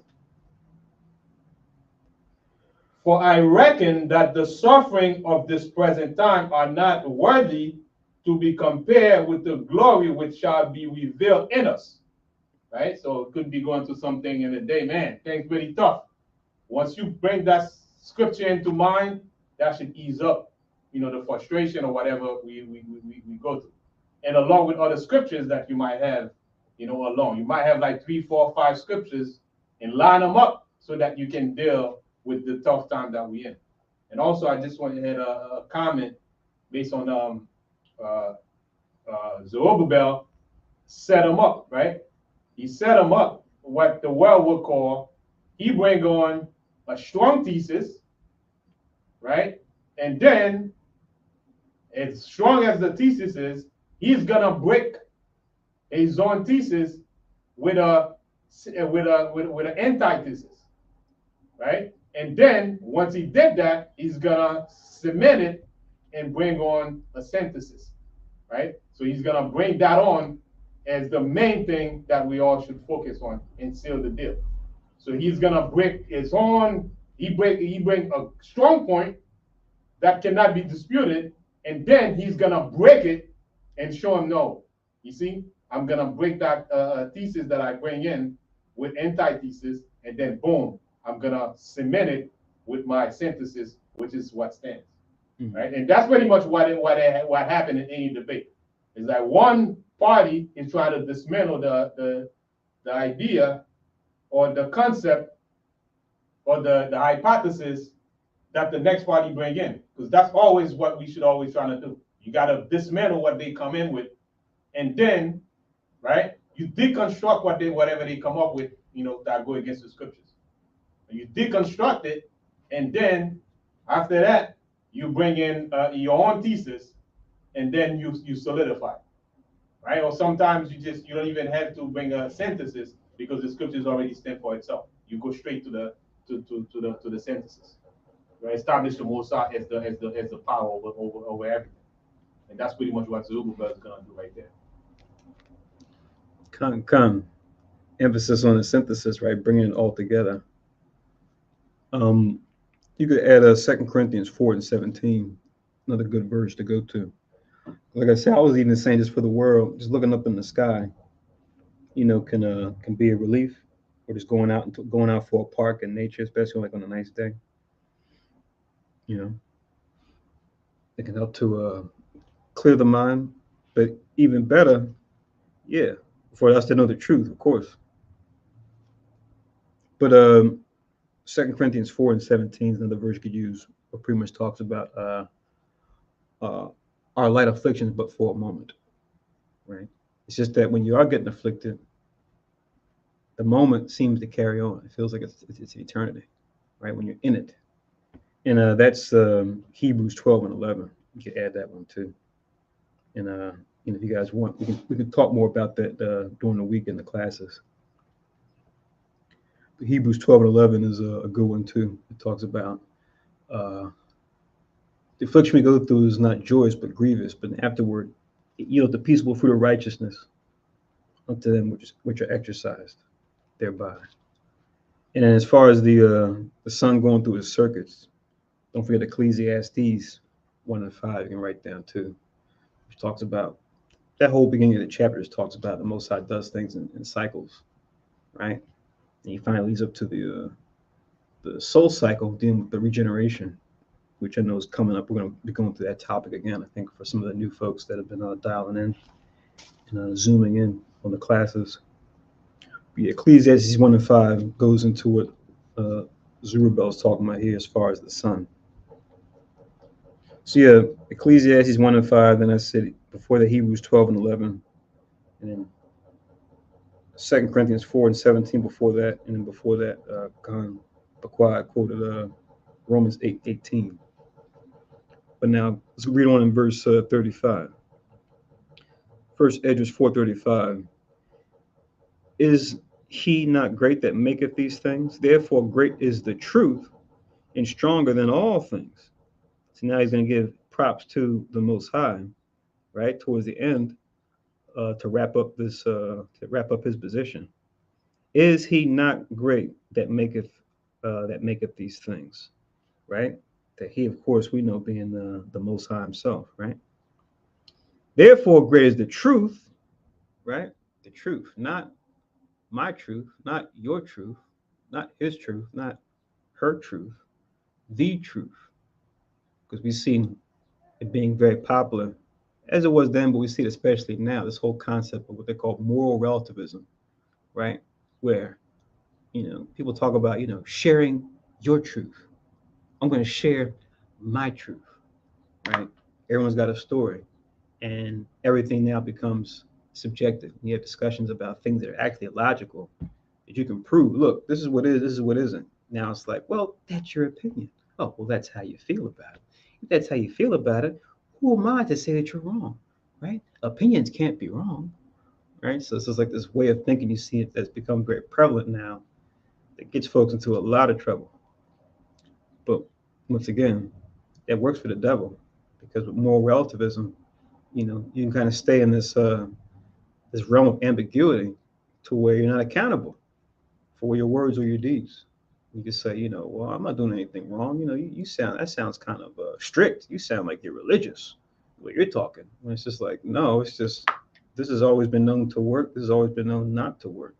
This has always been known to be constructive. This has always been known to be destructive. Some things just are. And that's the truth that Zerubbabel is speaking to, not this subjective truth that we hear people talking about now in the current zeitgeist. But it says, great is the truth and stronger than all things, right? So, stronger than wine, stronger than a king, stronger than women. He's going to go into it as you read on. All the earth calleth upon the truth, and the heaven blessed it. All the works shake and tremble at it, and with it is no unrighteous thing. So, even the heathen might have idols that they associate with nature, right? He's going to still speak on the Most High God who created nature, not these these ideas of some sort of false god behind these forces of nature, right? That's what they even do now. We watch the Weather Channel, something like something simple as Weather Channel. You hear them reference, Mother Nature, right? Or when it's hurricane season, they give the hurricanes names. And it's like, okay, nothing wrong with naming something, right? So you can have a historical record. But it's almost like they personify the hurricane like it's a person, right? Hurricane Andrew, Hurricane Emily, right? Hurricane Maria, Hurricane Katrina, right? It's like a person, right? To where it's like, okay, we're talking about the wind goddess now. Like, what's going on? Or the wind, the god, the wind god. You gotta be real careful with this kind of stuff. But you see it all around if you're not really paying attention. It's easy to get sucked into it. I always like to point out, when it comes to people being worshipped that are creatures, you got shows like American Idol, right? You see the title, it's like, oh, American Idol, woohoo. When you think about it, it's like, damn, what are we doing? Worshiping someone for a God-given talent that they have, right? To, to sing or to dance or what have you. What's up with that? But that's what you got going on. And they put it right there in your face. American Idol. Social media. How many likes did you get for that last comment? How many followers do you have on social media? Followers. That's stuff you say when you talk about a God, right? Let alone the true and living God. So it's like we're all deifying ourselves through these carnal means, through the social media. Like you were saying earlier, Kahan, for the guys, right? Their social media is going to be the fancy clothes, right? The fast cars, the place they go. Same thing we saw when it came to the law for the kings, right? What did it say? It said for King Israel, if you want to have yourself a king, don't have too many. You can have horses, not too many. You can have gold and silver, not too much. You can have wives, but not too many because you got a job to do. I mean, that was back then, but what's the whole thing now with men, right? Men of means, same thing, right? We read in the scriptures, yeah, horses, gold and silver, wives. What they talk about now? Money, cars, women, right? You got entire TV shows, entire podcasts, entire this, entire that, just showing men. Here's how to get money, cars, and women. So it's a timeless thing. But even with our law, it says, look, don't multiply those things to where you forget about me, because I know that's what can happen, and I know that's what will happen. And our people and our people that have been deceived, following the other nations, we're falling into those same traps.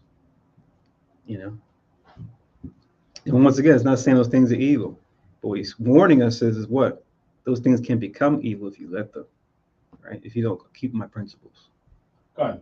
And as we can see that he pretty much touched on briefly on the next thing that the people might consider to be great, the other nations, because they worship the sun, right? They worship the sun, and the sun, when they see it, it's bright, and it gives them light in the day, and they see it, and pretty much the nation, they have big regard for the sun as the god, because that's the next thing.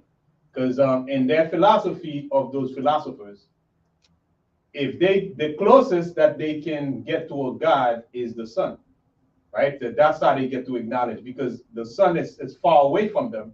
They cannot touch it, yet it gave them brightness, and it's been there from generation, right? So they said that there can be nothing that is greater than the sun. So he briefly touched on that, and then he's gonna pretty much break it. So let me get Ecclesiasticus real quick, right? Because the Most High knew that those people, they worship it, and they may entice us to do the same thing, and we did that. Let's go to Ecclesiasticus chapter 23 now, in verse 19. That was a verse we didn't get to on Tuesday. It's ironic you're pulling that now. All right.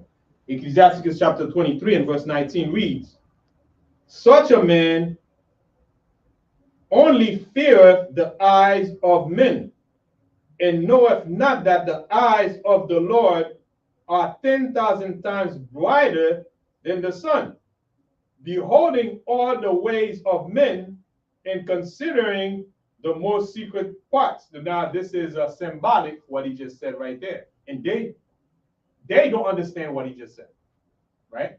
But he's speaking the truth, regardless if they understand or not, because he bear witness to the truth. Because what is Christ? Christ is the light, right? He's the light of the world. right, in the world of Israel, right? And he's the truth. So that's pretty much when he said he's gonna speak about the truth, he's gonna speak about Christ. Mm-hmm. Right? Yeah, if your brother's watching, come on and shot. That was I had it in my notes, but after we finished the class, that's when I looked back and I said, oh, that was when we're supposed to connect with Ecclesiastes, because I think it was 16 and 17 about, no one shall see me. If, it says, say not in your heart that, I'm going here committing adultery or doing this wickedness, but who amongst a whole bunch of the creation? This is little old me over here getting high, me over here Right. doing this fornication. And that's the other verse that Right. goes with that. And also, that's not I'm not going too deep into that. That's why the Most High said we are the children of the day, right, and the children of the night. Right. That's also symbolic, right, of what we're talking about. Christ is the light, and Christ is the true light. Right. Right. It's the true light that is talking about. The sun itself, although he is married, because the Most High created, to give sun to the earth, right? So for us to see and for season and things like that. But he said that he's gonna speak about the truth now. So now he briefly touch on it so that they don't get it twisted, right? And then he's gonna solidify, not spend too much time on it. He's gonna go into the truth and seal it. Mm-hmm. So 35 again, it reads, is he not great that maketh these things? Therefore, great is the truth and stronger than all things. So I keep making references to the verse, but just write it down. Romans chapter 1. Romans chapter 1.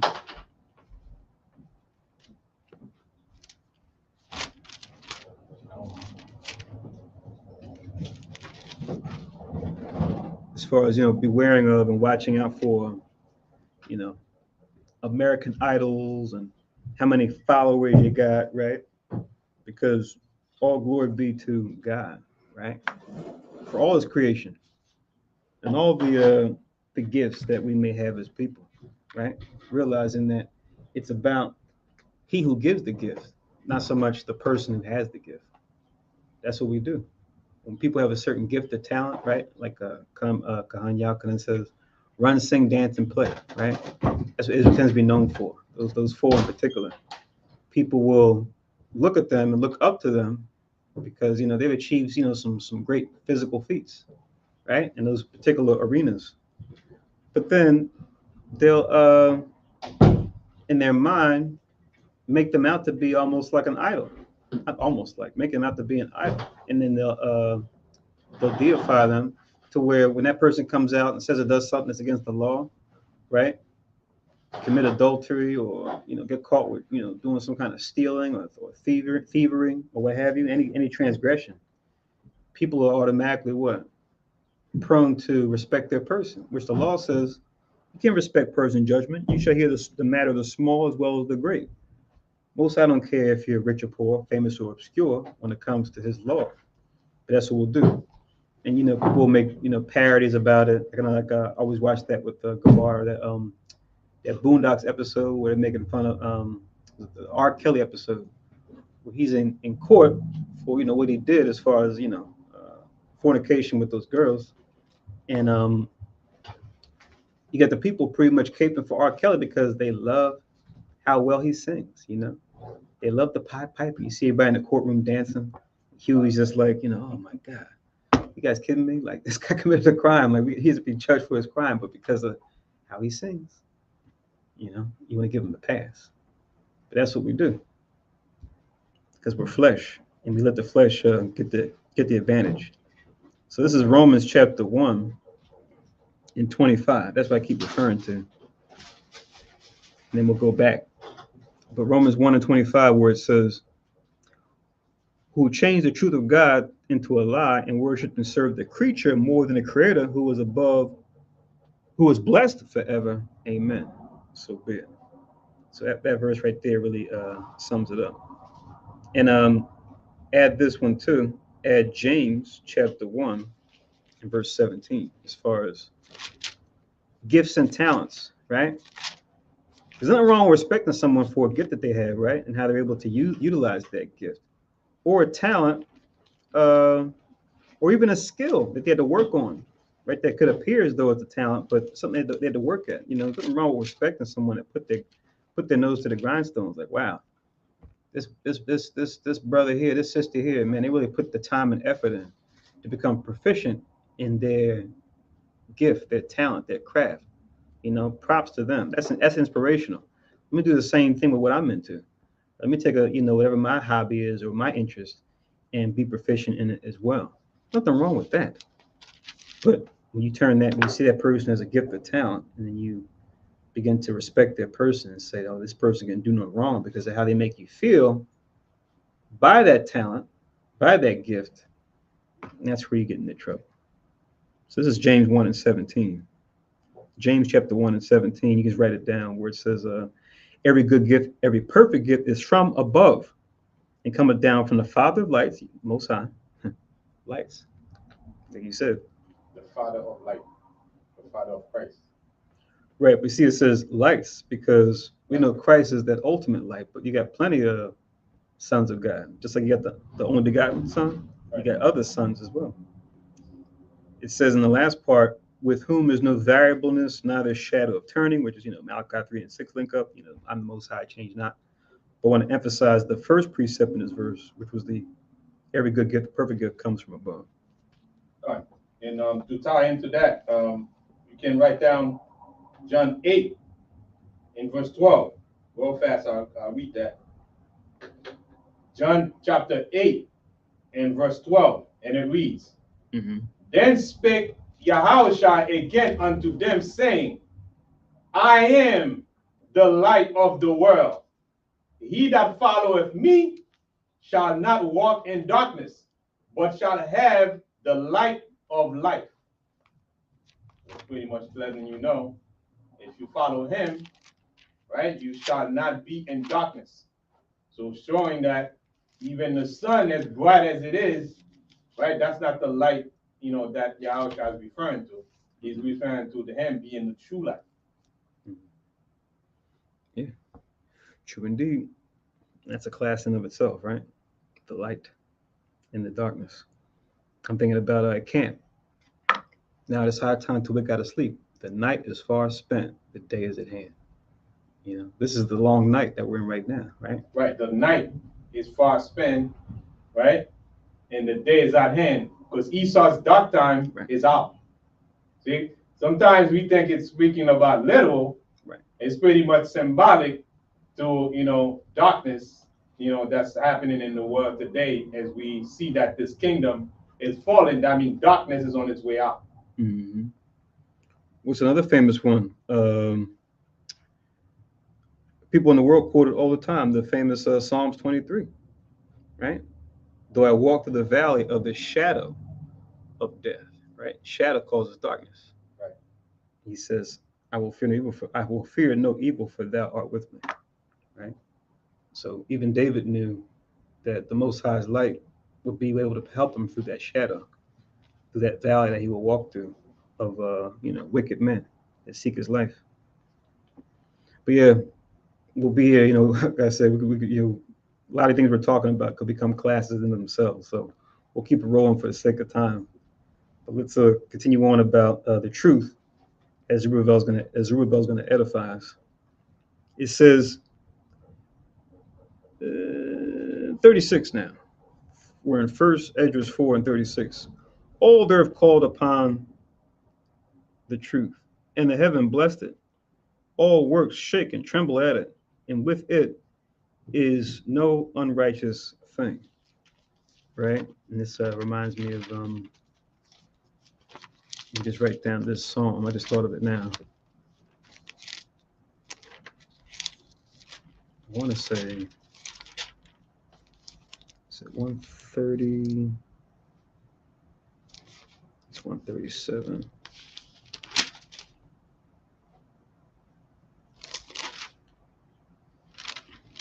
Yeah, you can just write down 130. Psalms 136. You don't have to get, the whole psalm is good. It's pretty much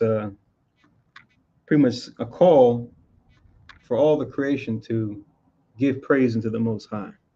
Right? Excellent psalm to read, to just get into a state of appreciation. If due to your temptation, it's hard for you to kind of see the water that's in your own glass, because you're in pain when you're suffering, and you only can see the water that's not in your glass. The world can seem to be pretty cruel, and you can feel like well, I guess I'm cast out. I guess I'm called. I guess I'm not chosen. Because I've just been dragged along here. We can link that here with verse 36. Just Psalms 136, the whole chapter is great to read.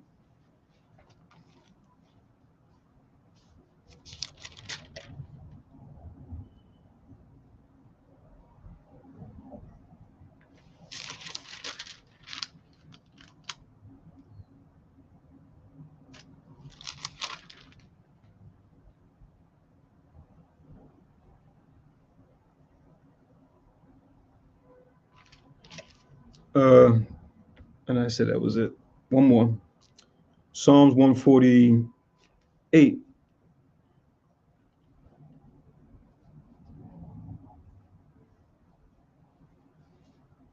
Psalms 148. Whole psalm.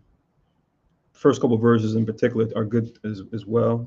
Within that psalm, where he's once again commanding that, calling that the Most High's hosts, as well as the sun, moon, and stars, praise the Lord, as they owed their existence to him, right?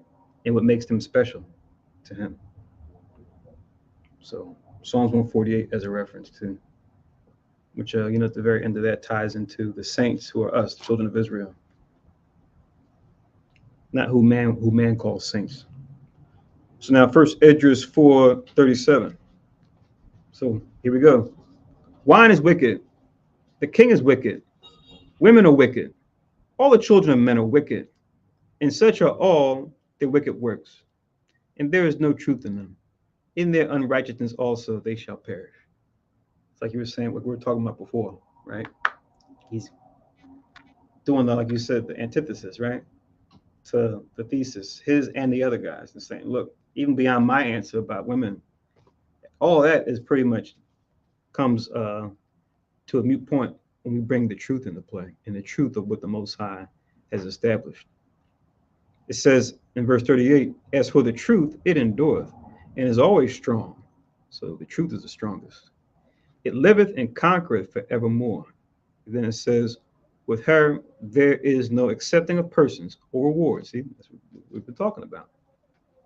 But she doeth, and that's Deuteronomy 1:17, right? The law that goes into that. If you're interested, that's the main place you can go to. It's not the only verse, but Deuteronomy 1:17, just write it down as a reference to verse 39. But reading on, with her there is no accepting of persons or rewards, but she doeth the things that are just and refraineth from all unjust and wicked things. Let me say this real quick before we pass that scripture. Okay. Where it says the all is wicked, because I see people would use that and say, see, there's nobody righteous. Everybody's wicked. What he's saying here in context is you can find imperfection in every one of them. Right? Because people will say, see, you can keep the law. Right? We are wicked. That's not what this is saying here. It's true. In everything that you see here, you can find some good, you can find some bad. The key is, in the truth, everything is good. No imperfection. Excellent point. That was in First Esdras chapter 4. We're in verse 37. Because people will use that right there, and people in Christianity, they always looking for a scripture that people don't understand, and then super emphasize it so that it can say what it doesn't say. Yep, to skip accountability. Yes, indeed. Can't say it enough. Can't hear it enough. See, brother, all the sinners fall short of the glory of God, brother. Right. See, come on now. Right. And then in one verse it says, so and so was perfect. Right. Right. So is that contradiction in the scriptures? Right. Right. Yeah, but then again, you got, if those sin willfully, there's no more sacrifice for sin. Right. Willfully. Willfully. Right. Right. See, brother, see, our sin is my righteousness is as Right. filthy rags, brother. Abraham was found perfect, right? My Or- righteousness is filthy rags, brother. Right. David is a man after my own heart, right? But was David sin? Did David sin? Yeah, he sinned. Right. But why would he say is a? Because every man you're gonna find some imperfection, but the truth stands. Right. And the more true you are, the more true you are. Right. Right. Just like that. What does it say? It says blameless, right? When it talks about John the Baptist's parents too, Zacharias and Elizabeth. It says they both walked in the ways of the Lord and they were found blameless. Right. Zacharias and Elizabeth. Oh, trying to turn John the Baptist into a god now, like we did Jesus, and make him into some idol, you know? Yeah, man.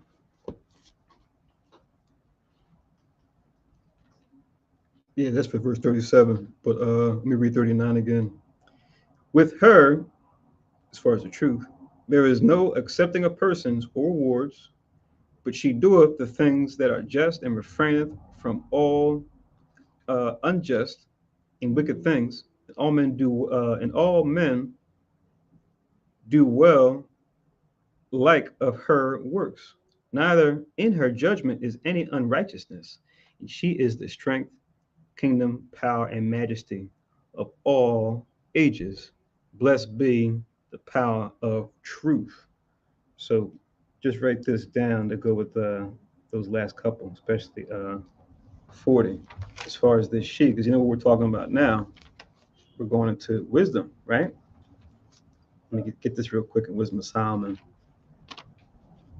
It's the same thing that Zerubbabel is saying here. Solomon said this in Wisdom of Solomon. We'll go to chapter 1.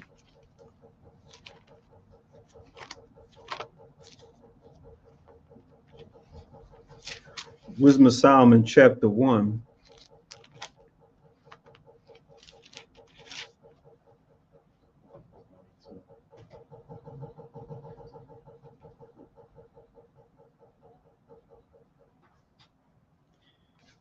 I'll start from 4.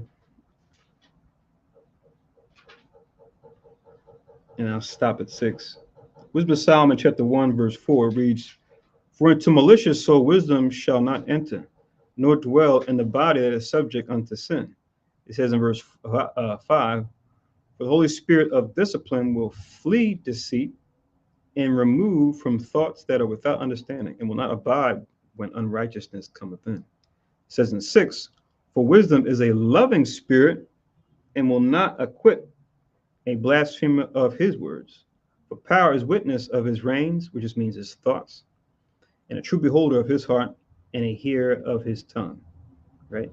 And wisdom is like the litmus test. That's the thing that pretty much proves what you are. You know, if you're trying to figure out like if something is basic or acidic, right? They say use a litmus test, right? So it'll pretty much prove you to see, okay, is this person righteous or no? Right. Mm-hmm. And also to link with that, 2nd Esdras, chapter 9, and verse 18, right, where it says in 39, everyone they approve of the truth, right? In verse 39, and what we just read in verse 39, I'll read it real fast. 2nd Esdras chapter 9 and verse 18. And now, when I prepared the world, which was not yet made, even for them to dwell in that now live, no man spake against me. Right? So everyone approved, right? Because remember, before we came here to live, to inhabit the world that we call, the earth today, that the environment that we call earth today, we were already in the spirit realm, right? Everything existed and nobody spake against what they were saying. Everybody approved, right? So the truth, everybody obeys. It's when we got put on this earth, then the corrupt seed came in and messed us up.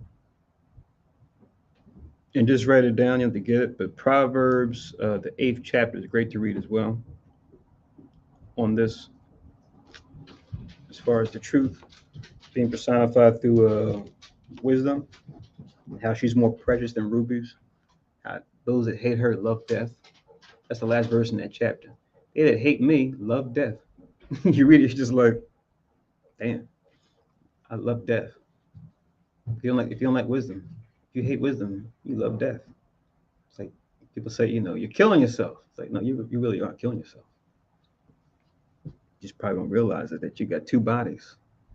You think that you're physically alive, but spiritually you're dead. You kill yourself every day when you break the commandments, willfully. Like you said, willfully. Especially when you know better. At least you get a shot once you get warned. But now you're gonna be on the what do you call it? Called to it now when you actually know. That's why we can blaspheme the Christ, and there's a chance of forgiveness, as opposed to blaspheming the Holy Ghost. That's worse. It's like, because when you blaspheme the Holy Ghost, that's like you in the know and you're lying against it. That's where you have was it Ananias, I think, and Sapphira, when they asked them how much they sold that piece of land. And they were like, oh, they sold it for this much. And Peter's like, death's at the door, right? Pretty much. And he said he just gave up the ghost. And then they talked to his wife, and she was said the same thing he did. It's like, and she stuck to the script, but for the wrong thing. He said, behold, those that came for your husband are at the door now. And he said she gave the ghost. I'm like, damn, that's wild. Let me read verse 19 real quick in the same second Esdras, the 8th chapter. Okay. Because it pretty much solidified what was brought up in 18. It says, for then, second Ezra chapter 9, now verse 19. For then everyone obeyed, but now the manner of them which are created in this world that is made are corrupted by a perpetual seed, and by a law which is unsearchable rid themselves. Right? So the Most High created everything perfect. Right? We all agree, but when we get here, that's when we became corrupt.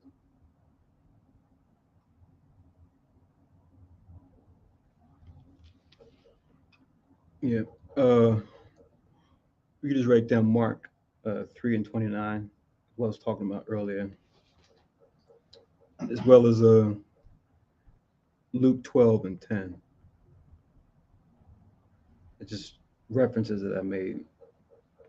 Mark 3:29 and Luke 12:10. Also,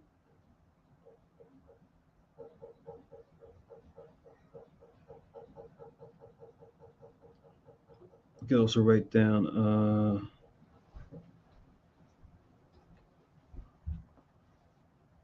this is the book of Acts.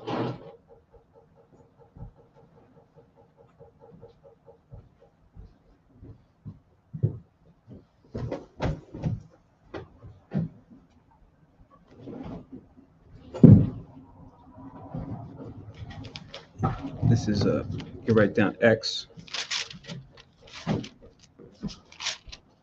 and chapter 5, from 1 down to about 11 as a reference as well, and then we'll continue on. Acts 5, 1 through 11.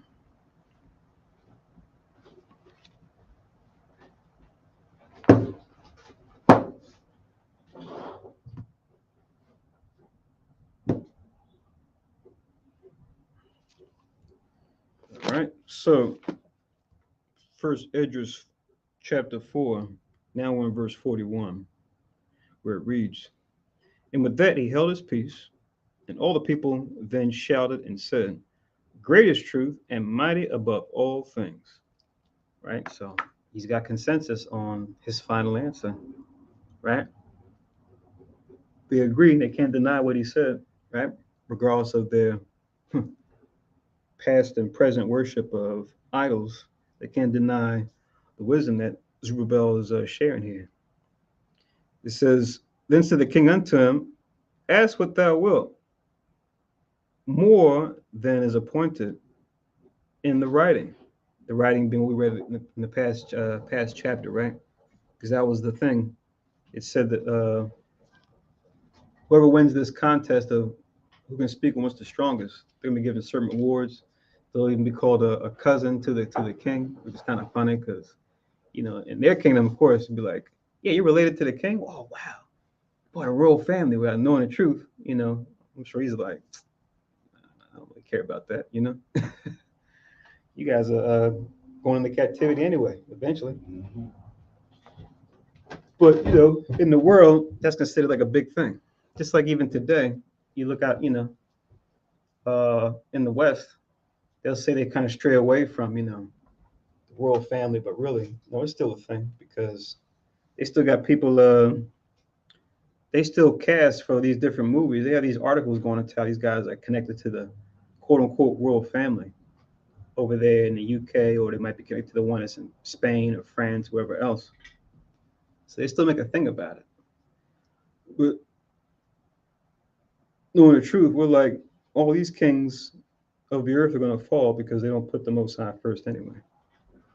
But it's something to kind of flex about to say, yeah, I know, I'm friends of the president. I'm friends of the family of the president.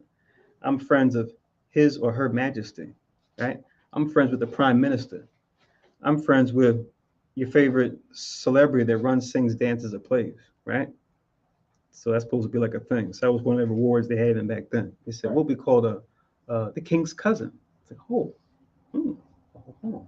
But Zerubbabel, what he knows is just like with Esther, she's like, I don't care about the fact that I'm married to the king. All I care about is my people. Right? She said, I despise it like a menstruous rag. When she said that, we read through the scriptures for Purim. So that's that righteous mind state where you realize who's really got the power in all this. It's not these strange nations. They just have their time, for lack of better word. They just have their time in the sun. They're short-lived. Right, because in this world, it's a good thing to be friend of the king. Mhm. Right? That's how you get privileges. It's Mhm. either you're a friend of a king, or if you're not a friend of a king, you are an enemy to the king, and you deserve to get killed. And at any time, anything can happen to you at will because you're not a friend of the king. So it's all about. That's why everybody wants to cater to the system, Right. because they want to become friend of the system, so that they don't see being seen as outcast and quote unquote lose privileges. That's it. Because we see what happens to those that do, right? They're persona non grata in their media, right? Guys like they always talk about they expose the war crimes with his website. Oh, Julian Assange. He's like, worst thing since whatever. They never have anything good to say about this guy because he was exposed stuff they had going on behind closed doors. They didn't want to get out there, So he's got to go. He has to go from this country to that country, and he goes to a country where he has asylum. He stays there for a little while. They say, "Oh, America just called us. We can't. You got to leave now. I'm sorry." Because if we don't give you up, even though you have asylum here, we don't give you up. They're going to hurt us in ways that are going to mess up our government. So Sanctions. yeah, so you got to go now. Or the other guy exposed the NSA. I can see his face, but his name escapes me. But he's been going into how cell phones monitor you and all this other stuff. I mean, information was out there, white papers. Snowden. Yeah, that's him. Thank you. Edward Snowden. Yeah, paperwork is out there in white papers, but unless you're in the industry, you probably don't follow it like that. But they put that stuff out here to try to let people be aware. Yeah, like you said, now they lose those privileges, they lose those benefits. Now they become enemy of the state. And be mindful too of false flags, and be mindful of because Esau, like I said, he's full of wars and rumors of wars, just like Christ said. So some of these folks that they catch exposing this stuff props themselves, right? Sometimes they'll create a bad guy just to catch the bad guy that they want, and will think that this guy is or this woman is against the government, but they're working for them. And that comes out time and time again too, and it's a CIA's job to make it look grassroots as possible, even when it's not. But that's another discussion. But back on first Esdras chapter 4. I think we left off in 42. Let me read it again. This is the king unto him, ask what thou wilt, more than appointed, more than is appointed in the writing, and we will give it thee. So even what you guys agreed upon for the contest, I will go above it. It says, because thou art found wisest, and thou shalt sit next to me, and shall be called my cousin. And the key to that is when you read verse 41, when you stand for truth, the Most High will come and make you, sit in the side of kings. Happened, when Joseph stand for truth in the side of king, Moses in the side of king, right? It's because you stand for truth, and this you're gonna think it's because of the king. No, it's not because of the king. It's because you went above the king, and then you stand for truth. Then the Most High show you what He said. It comes to pass. And both those men, along with others like Daniel and Hananiah, Azariah, Mishael, they all had their trials, but they stood for truth and they were preserved. Even though the way it looked from the outside, from a worldly standpoint, oh, this guy's going to be put to death. This guy's a wanted fugitive. Right. There's no hope for them because they're just seeing it from the government as if the government is the supreme authority. Right. But just like you said, they're not. And at that point, when they go to trial, is wisdom put into the line of fire, right? As a training ground, right, for the next promotion that they're about to get, to see if they're gonna give up. If they go to the trial, they never give up, and then they graduated, and then the Most High, put them on top, just like it said, even in the midst of the enemies. Mm-hmm. Yes, indeed. Reading on 43. Then said he unto the king, remember thy vow which thou hast vowed to build Jerusalem in the day when thou camest to the kingdom. So all praise the Most High in Christ, right? And the Holy Spirit. Our brothers and sisters, man, that were righteous. You see, look at this character right here. This makes you think of Esther. We read in during the time of Purim. Esther and Mordecai putting the people before their own glory, right? Before whatever they could gain from the king, they put the Most High first. We're going to see this also. We see this also when we read about Nehemiah was some time after him, but they had that same spirit of wanting to do right by God's people. So that was his first order of business right there. So all praises. It says, remember thy vow which thou hast vowed to build Jerusalem in a day when thou camest to the kingdom, and to send away all the vessels that were taken away of Jerusalem, when which Cyrus set apart, when he vowed to destroy Babylon and to send them again thither, right? Because remember, he was the one that came on the scene at the end of the Babylonians being the top ruler. Remember when we go to the book of Daniel, this was the famous, some cases infamous, writings on the wall, right? And we say that's where that expression comes from. People use it all the time, and it comes from what happened with the writing that was on the wall that the wise men of Babylon couldn't figure out, but Daniel was able to see it through the Most High's gift to see that they were found wanting and that they were going to be taken out and replaced by the Persians and Medes, headed by Cyrus initially. So that's what he's talking about here. So it says, which Cyrus set apart when he vowed to destroy Babylon and to send them again thither. 45. Thou also hast vowed to build up the temple which the Edomites burnt when Judea was made desolate by the Chaldees. Oh, there's some more receipts right there. That's our famous Psalms 137, right? Where he says, the psalmist writes, "Oh Lord, remember Edom in the day of Jerusalem," talking about, back in 586 BC, when the Babylonians came in to destroy it. Remember what they said, Most High, where they said, raise it, even to the foundations, right? Don't forget that, Lord. Record that, right? And it says, daughter of Babylon who art to be destroyed, happy shall it be the reward of thee as thou hast served us, right? And the next verse is real raw because it's like most people read the Psalms. They easy think, the Psalms are just, this is the day that the Lord hath made, right? Which, yes, that's the Psalms too, but the Psalms are prophetic, and the Psalms can be brutal at times too. There's that brutal justice. Because that last verse in Psalms 137 says, happy shall you be and taketh and dasheth thy little ones against the stones. You have, so-called Christians read that psalm like that, and just like, or the one with David, where David's talking, I think it's Psalms 139, where David says, do I not hate them that hate thee, Lord? Right? He said, I hate them with perfect hatred. I count them my enemies. Yeah, I'm telling you, man, I read that with so-called Christians. That's because I think I remember this, it was some time ago, and man, you could hear a pin drop in the room, and the faces were just like, just faces wax pale, but not in that way, but just they couldn't believe it. It's like, hey man, it's the Bible. It's part of the Bible too. You can't forget about that part. But yeah, they were just oh wow, okay. So you talk about David being a man after God's heart. Look at that right there. So it's love and hate. And did not our Lord and Savior do the same? He said, you're either gonna hate the one or love the other, right? You can't serve God and mammon.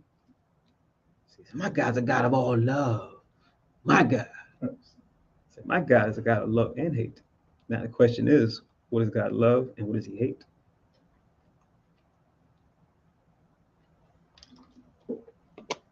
Yeah, man.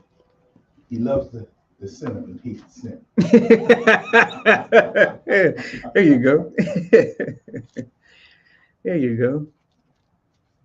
Our righteousness as his filthy rags. For all is falling short of the glory of God. We all sin and fall short, brother. We all sin and fall short. Yeah. So reading on. So yeah, he's dropping some mega bombs right here, right? Calling up the question, calling it to record. Verse 46, and now, O Lord the King, this is that which I require, and which I desire of thee. And this is the precisely liberality proceeding from thyself. I desire, therefore, that thou make good the vow, the performance whereof, which thine own mouth has vowed to the King of heaven. Right? It's not coming to him to ask them to honor this request that Cyrus had agreed to. Because when we read the law about Cyrus, he was considered the Most High's servant. We were just talking about that, I think, in the class not too long ago, right? Because like we also quoted in Proverbs 21:1, the Most High is the one that controls the king, right? He turns in whichever way that he wants, right? So that will make him his servant. That's why even these kingdoms refer to as beasts, because they don't want to follow righteousness. But they're like beasts of burden to the Most High. They're like, it's like an animal farm, and the Most High, he owns the farm. So you can tell the pig, come here. You can tell the cows, stay there, right? You can tell the ducks. You can tell the the chickens, everything else is on the farm. Do this, and they're gonna do it, right? So he's the one that runs us and the other nations. But you can just link this real quick to with 44 to 46 is that prophecy about Cyrus. This is Isaiah.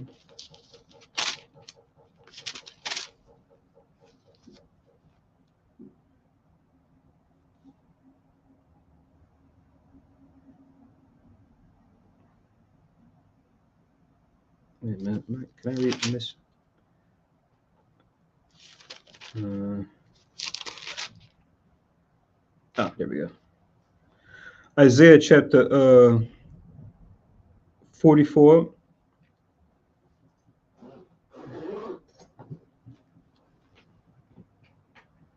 Isaiah 44.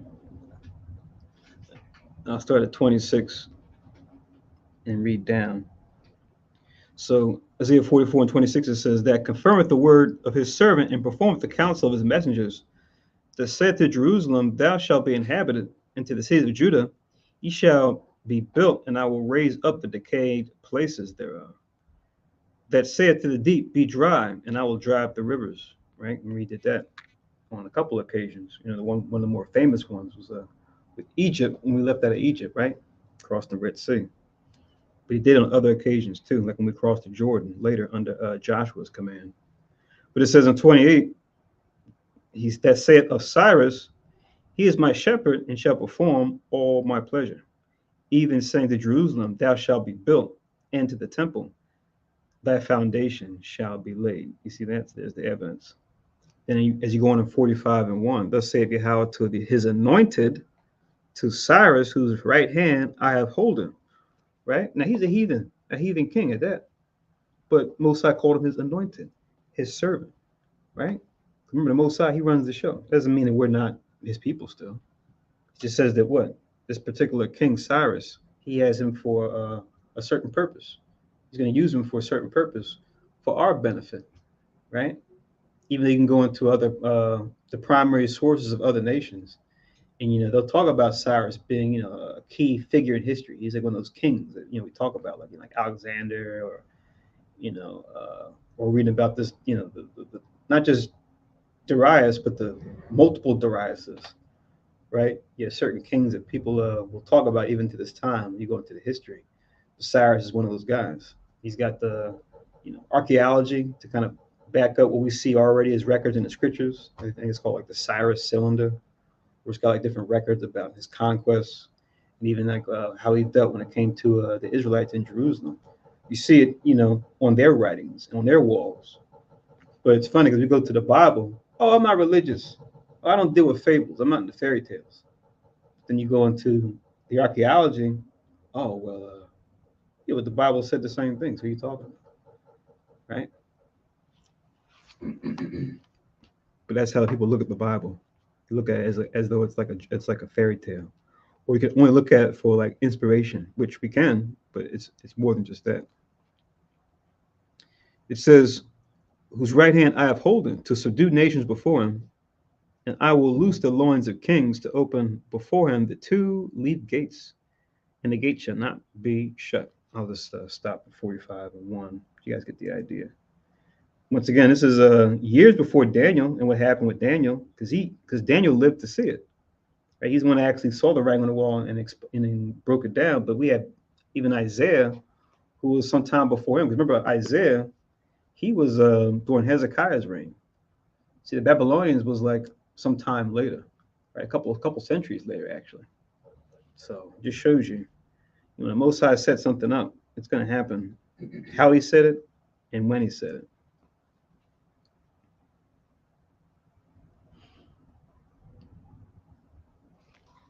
What verse you on that? Those verses link with 46. Now I'm going to go to 47. But before we do, just write down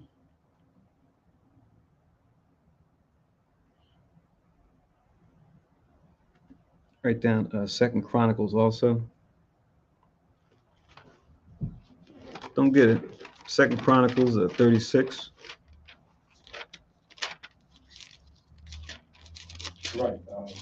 What you were saying. The Persian, they had that reputation of amicable, try to solve,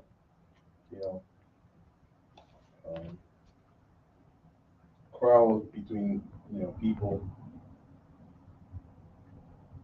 as opposed to the other emperors that came after, or the other kings that came after. So they were good at finding ways to bring other cultures together. Right. So this is a Second Chronicles 36. At the very end of Second Chronicles, I'm reading the last two verses here, and then in the first verse in Ezra, the first couple verses in Ezra, to kind of speak to this as well. We're reading. So this is Second Chronicles 36 and 22. It says, "Now in the first year of Cyrus, king of Persia, that the word of the Lord, Yahweh, spoken by the mouth of Jeremiah, might be accomplished," going back to Jeremiah 25, I think in 12 and 13, you go back to that prophecy, "might be accomplished, the Lord, or Yahweh, stirred up the spirit of Cyrus, king of Persia, that he made a proclamation to all his kingdom, and put it also in writing, saying, Thus saith Cyrus, king of Persia, all the kingdoms of the earth hath the Lord God of heaven given me, and he hath charged me to build him an house in Jerusalem, which is in Judah, Who is there among you of all his people? The Lord his God be with him. Let him go up. Then you go to Ezra 1 and 1, which is like the next page. Now, the first year of Cyrus, king of Persia, that the word of Yahweh by the mouth of Jeremiah might be fulfilled, the Lord stirred up the spirit of Cyrus, king of Persia, that he made a proclamation throughout all his kingdom and put it in writing also, saying, Thus saith Cyrus, king of Persia, the Lord God of heaven hath given me all the kingdoms of the earth, and he hath charged me to build him an house of Jerusalem, which is in Judah. Who is there among you of all his people?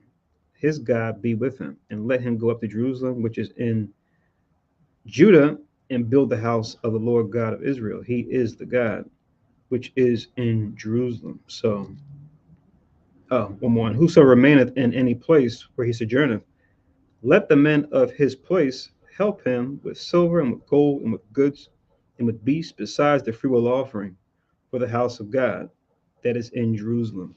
So, for these things that he stated, you still had those that were part of Cyrus's court, and even those that came after him, as far as the Dariuses, they were slack in fulfilling this. So, not to say the Most High wasn't going to do it and use Cyrus to do it. Yeah, Cyrus is the one that established it. But then you got these other nations. We're going to see as we go through Esdras. They're going to try to what? Hate. They're going to try to block us from actually doing this, to delay the prophecy, right? Because they don't want to see us be a sovereign nation, right? Like we're reading in the class Tuesday. They want to see us cut off from being a nation. But the Most High's will must be done.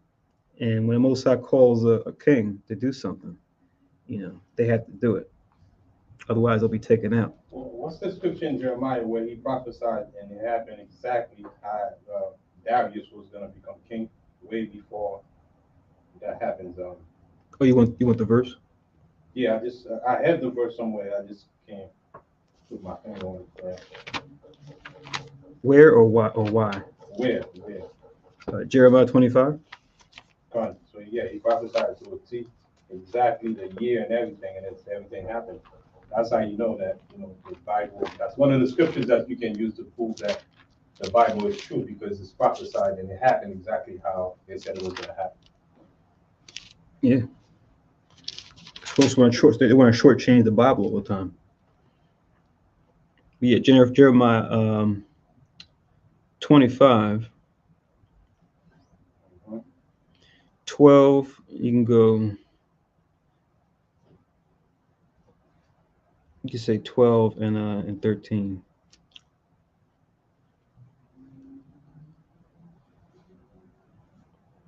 Yep. All right.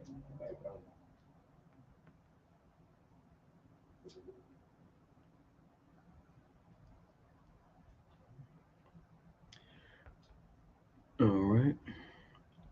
But it shall come to pass when 70 years are accomplished that I will punish the king of Babylon and that nation, saith Yahweh, for their iniquity in the land of the Chaldeans, and will make it perpetual desolations, and I will bring upon that land all my words which I have pronounced against it, even all that is written in this book which Jeremiah prophesied against all nations.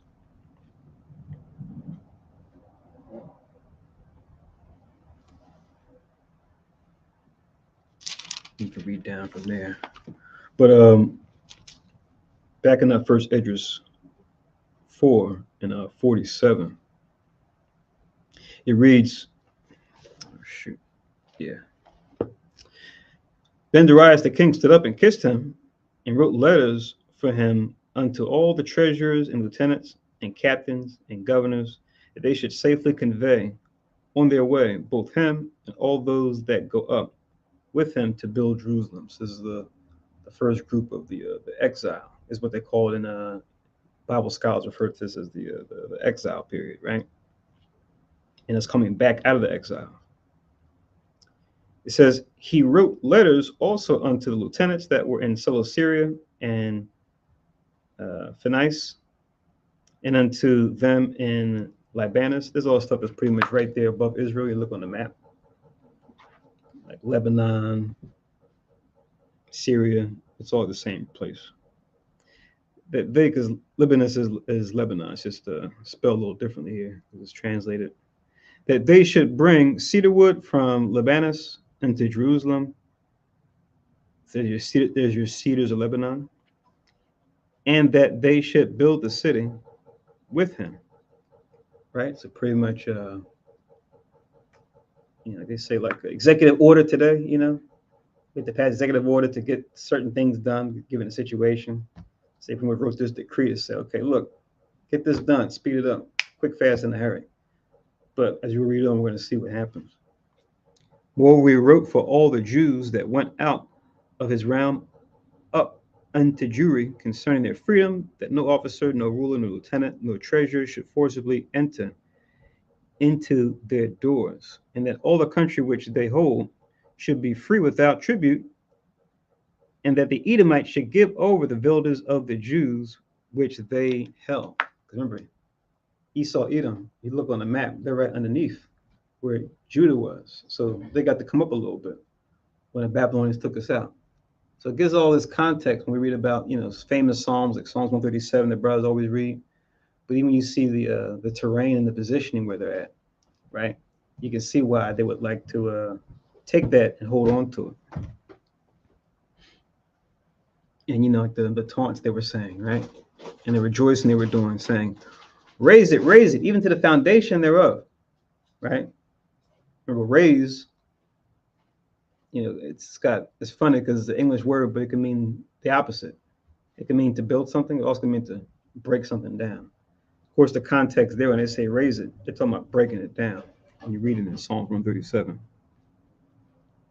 Yeah, that there should be yearly given 20 talents to the building of the temple until the time that it were built, and other 10 talents yearly to maintain the burnt offerings upon the altar every day, as they had a commandment to offer 17, right? So now resources that really in the end are going to come back, are really in the end going to come back to us anyway in the kingdom, right? It tells you that in Isaiah chapter 60, right, about the fours of the Gentiles being brought. Because really, at the end of the day, it's really just stolen property, stolen, resources, because we're supposed to be the nation that rules, and the other nations are supposed to be our inheritance, right? They're spread out, but now we're supposed to rule them, and they're supposed to pay tribute to us. And they come to us for counsel and guidance, not the other way around. But the Most High flipped it because of our disobedience. We have the 10 talents yearly to maintain the burnt offerings upon the altar every day. Like we read in Leviticus chapter 1. Is there a commandment to offer 17, 53, and that all they that went from Babylon to build the city should have free liberty as well, they as their posterity, and all the priests that went away. So we got to go back into the land. We got to make sure we got business as usual when we talk about our father's business, the Heavenly Father's business, making sure that Levi and the sons of Aaron are set up, as well as the service that we used to do in the temple before it was destroyed, and the tabernacle before that. So to set those things back up. On a lower level, this kind of also makes you think of here in America, the Reconstruction period, right? Which is supposed to be post-slavery, where you had an increase of actually productivity when it came to our people, because the Americans had to use their own soldiers from the Civil War to protect us as we were going and doing our thing, and because we were doing it during slavery anyway, but that we could take our skills and talents that we had gained or that we already had from when we were taken into slavery, and then put them to use. And you have a big surge when it came to like black towns, so-called black towns, and senators, politicians, in different, states, especially where we were most populous. And, after that 6 or 7 year period, they pulled the plug on it. And that's when, Jim Crow came, rolling down extra hard on us, right? Dr. Gates, I think he has a documentary, probably good to check out on the Sabbath, going into the Reconstruction, like the history behind the Reconstruction era, and all the things that they don't want to talk about concerning it, as far as the moves that we made when just being left alone. We couldn't be molested like that. But once the soldiers stopped, standing guard, they took the soldiers away, and that's when they could run their Jim Crow antics and pretty much do like domestic terrorism on us, right? That's pretty much what they've been waging is domestic terrorism in little spurts and spots, especially where they see us making moves and actually making progress. Right, can write down Deuteronomy 4 and 7, and you can see that it's embedded in the law that if we do right, and that's exactly what we experiencing right here. If we do right, the Most High will pretty much make sure that everything executed correctly, and it's in the law. There's no way around it. That's why in Deuteronomy 4 and 7 it said, "What nation have the Most High near unto them?" Right, that he answered them when they prayed to him and turn to him. Right, I'm just paraphrasing. Right. But the key is it's embedded in our law that if we do the right thing, it's automatic. And that's pretty much what's being exercised right here. So we might, if we don't pay attention to that, we might think, oh man, the heathen is doing good. No, it's in our law. The heathen has no choice but to treat us that way once we obey the Most High. Write down, of course, another classic, Jeremiah 15:11. Add that to your list, right? It shall be well with thy remnant. I will cause the enemy to treat thee well in a time of evil and a Right. time of affliction. We always got to show that one because our people are so quick to give the heathen credit once they say or do something nice. They give us a pat on the head, give us a good job. See, they're not so bad. See, you call them the devil. They're not the devil. They're not that wicked. He gave me a promotion, brother. They gave me a promotion. This is like, come on, man. For doing your job, that's what they should do. But yeah, remote control heathens, man. Both sides, he's like Stromboli, was it from Pinocchio? No, we don't have to do anything big. Let's obey the Most High, and then everything will fall into place. See, the issue is when we want to do it by our own strength. That's where we get, we deal with failures and frustrations. We want to do it on our own because we're a problem under the curse. I give it to us. Just a handful of us under the curse are a problem. Right. Esau knows that, but why not just take it to the next level and become unstoppable? Right. And it's like obey the Most High involves exercising the law, right? It's not saying idle, but exercising the law. That's pretty much what the law is about. You have to do it. The doers of the law, right? They're not hearers only. Yeah. And when we obey the Most High, he'll direct our step, and we'll be making the move that what we should be making. You will go here, we will do this, we do that. But all in all praises and honor to the Most High by Hashem Yahushua. That's the key. Right? Because we're gonna be making all the right move and all the right steps. We do it, go here, go there, as we obey the Most High. He'll direct our steps. Absolutely, positively. I'll pull up that map in a second. All right, so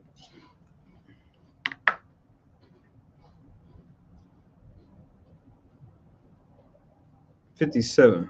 Oh, you know what? No, 50. I'll just read from 55. And likewise for the charters of the Levites to be given them until the day that the house was finished, and Jerusalem built it up. And he commanded to give to all that kept the city pensions and wages. He sent away also all the vessels from Babylon that Cyrus had set apart, and all that Cyrus had given in commandment. The same charge he also to be done, and sent unto Jerusalem. Now when this young man was gone forth, he lifted up his face to heaven toward Jerusalem and praised the King of heaven and said, from thee cometh victory, from thee cometh wisdom, and thine is the glory, and I am thy servant. Blessed art thou who hast given me wisdom, for to thee I give thanks, O Lord of our fathers. So, giving thanks to the Most High, that his prophecy be fulfilled by him going back, and that he used him as a vessel to help realize that. So he's just showing the Most High appreciation, Zerubbabel. And so he took the letters and went out and came unto Babylon and told it all his brethren. And they praised the power of their fathers because he had given them freedom and liberty to go up and to build Jerusalem and the temple which is called by his name. And they feasted with instruments of music and gladness 7 days. It was a wonderful festival, wonderful celebration, festivities, to give thanks and praise to the Most High that he get his, the Most High prophesies something, but when it tarries, it's easy for Israel to get weary, especially in our lack of patience. We could say, is the Lord among us or not? Like the people with Moses when we were in the wilderness. But to have it happen, and to have it happen during your time, is just a wonderful thing. Just like we always say, it would be an awesome thing if Christ came back during our lifetimes, But even if he doesn't, it's all good, because as long as if we die before that day happens, as long as we die in righteousness, we're going to meet together anyway. Those that be in the earth when it happens, and those that are in the third heaven when it happens. Depending on wherever we're at during the soul cycle. So now we're in First Esdras 5. Let's see. So there's a lot of names, so this shouldn't be too long. I want to make sure we don't go past a Hebrew watch at least. I know we usually haven't done a Sabbath this long in a while. We usually been under three hours. Let's see if I can go through this. Keep it brief yet complete. And it's mostly names, and a lot of this is going to sync up with the book of Ezra, chapter 1 and chapter 2. It's in the 66 books as far as these names. And some of the spellings might be different too, and some of the King James, in the Apocryphas will, not this one, but in this one, you'll see in the side caption, it'll have like alternate spellings. When you look close here, you'll see alternate spellings for some of these names, and it might be hard to see on the screen on that caption where my book binder is. What verse you on? I just started chapter 5, which is pretty much going to be a census. And this also lets us know too, nationality. We're going to see examples of this. Nationality determined by the seed of the forefather. It's showing that this is important for us to inhabit the land, because each part of Israel belongs to a different tribe, going back to even the time of Joshua, right? When the different landmarks and borders were established. So this is just showing that this has always been a part of the Most High's intent. We read in Deuteronomy 32:8, when it says the Most High divided the nations their inheritance. When he separated the sons of Adam, he set the bounds of the people according to the number of the children of Israel. Us being in the middle, and then the nations being in different places around us. You're supposed to pretty much follow our model, not this whole, everyone come together under one banner. Everyone, gets stuffed into cities, right? And join mega cities, and then, we have robots working the farms. You'll own nothing and be happy, like they talk about in these different, was it like Davos and these different world summits they have. Most sides says, no, you're supposed to have private property that belongs to you, not this you'll own nothing business. So they want to go against the Most High's will and break up the family, break up private property, all types of stuff that the Most High said, no, this is what I want. I wanted to pull that in Psalm 23:3. Right, and we got to praises. All praises belong to the Most High in verse 59. Right, while we are the children of the Most High, we are, His chosen. We got to also be mindful that we're not getting high-minded. That we always give glory and honor to the Most High by Hashem Yahushua, because He does everything for His namesake. Mm-hmm. Right, so that's Psalm 23 in 3. Everything He does is doing it for His namesake. Just be glad that we are His chosen people, and we because He did everything, not because we were good or greater in number, right? As a matter of fact, He said we were few in number.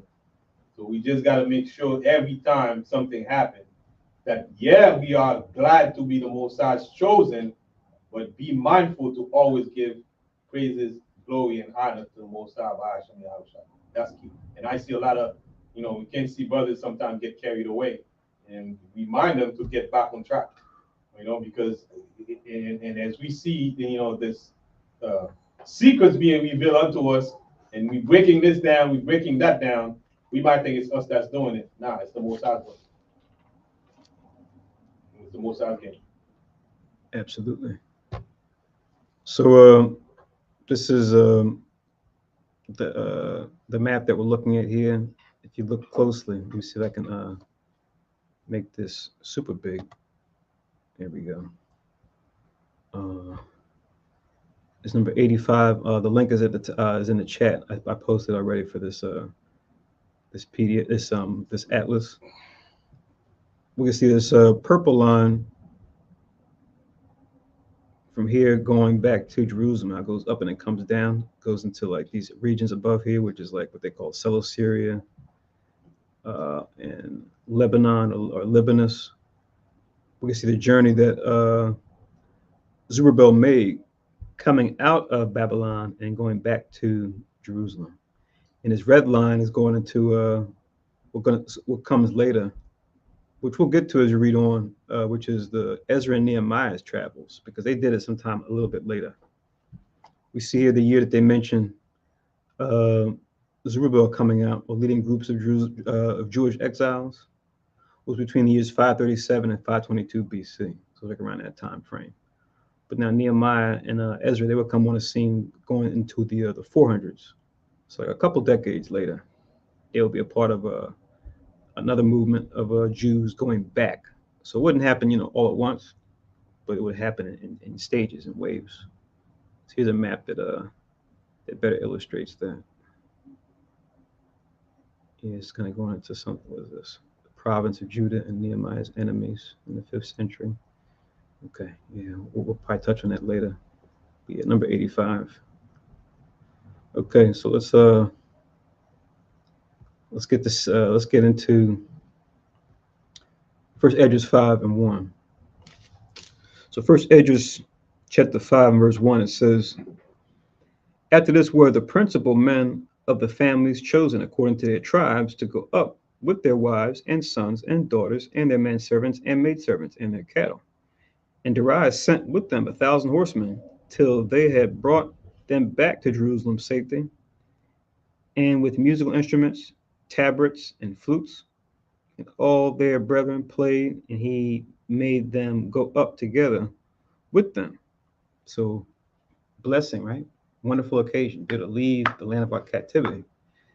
You're to go back into the land of Israel, right? Where we once were, our homeland, right?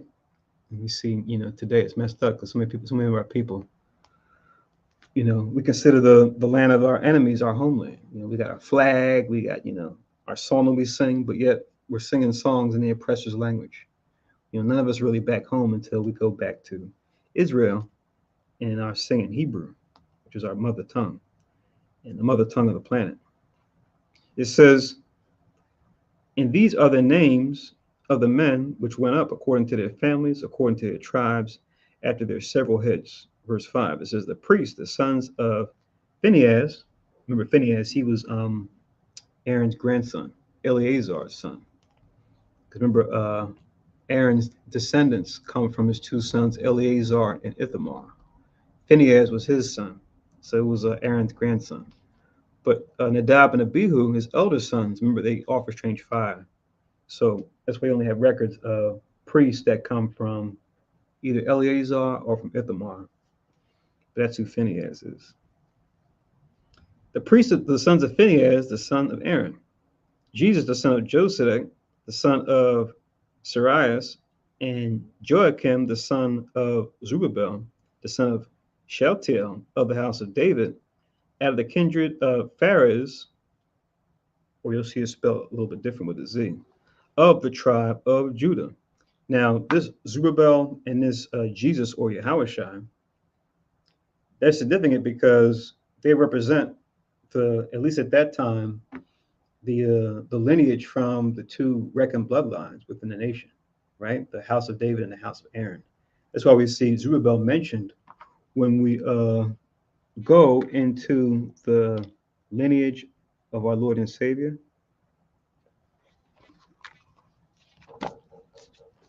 Just write down Matthew chapter 1.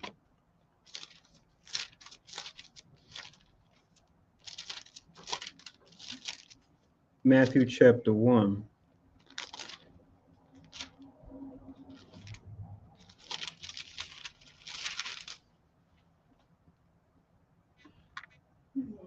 And this is 11.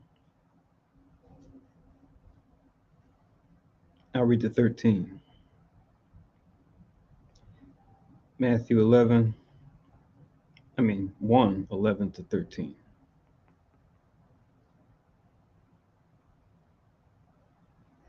So Matthew 1 and 11, it says, and Josias begat Jeconias and his brethren about the time they were carried away to Babylon. This is during the time of when the Babylonians first came in around 586 BC.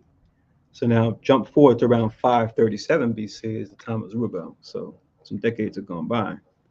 It says, and after they were brought to Babylon, Jeconias begat Salathiel, and Salathiel begat Zerubbabel, right? So 2 generations down. And it says, and Zerubbabel begat Ahiab, and Ahiab begat Eliakim, Eliakim begat Azor. So this goes on from there. But that's what just shows you where he fits within that timeline or within that lineage of Christ going back to David, and from David going back to Abraham. But isn't this ironic? You see this so-called Christians will even do this little chart. Even you look at the lineage of Mary, right? She actually has Zerubbabel and her family line as well, because even though they both go back to David, their path diverge at a point, but they come together again through Zerubbabel, which is kind of ironic. So you have like they share a common ancestry to David. We know her line goes through his son Nathan, whereas his line, Joseph's line, comes through his son Solomon. But they both share an ancestor in Zerubbabel. So it's kind of interesting how that works out when you look at the family tree. But just to show that, this is Luke chapter 3. So Matthew chapter 1, it does the family tree going back to Abraham. Here it goes back to Adam, and it does it for Elizabeth. It does it for Mary's family line.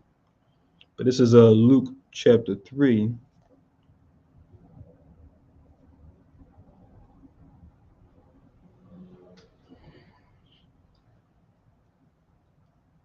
And 27.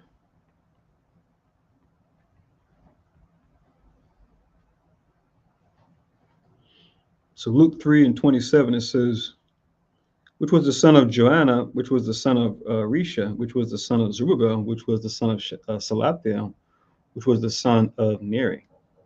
So you see they share that common ancestry of Zerubbabel and his father Salathiel. So, the Most High, like I said, he knows how to have things come together, even in the midst of our being cast out and being split up and spread out. Most High knows where everyone's at. We're all throughout the Americas. Some of us are still in Africa. Some of us are in Europe. He already knows all of us. He knows all our family lines, even though we may have lost the records. And whoever we are is going to come out anyway, right?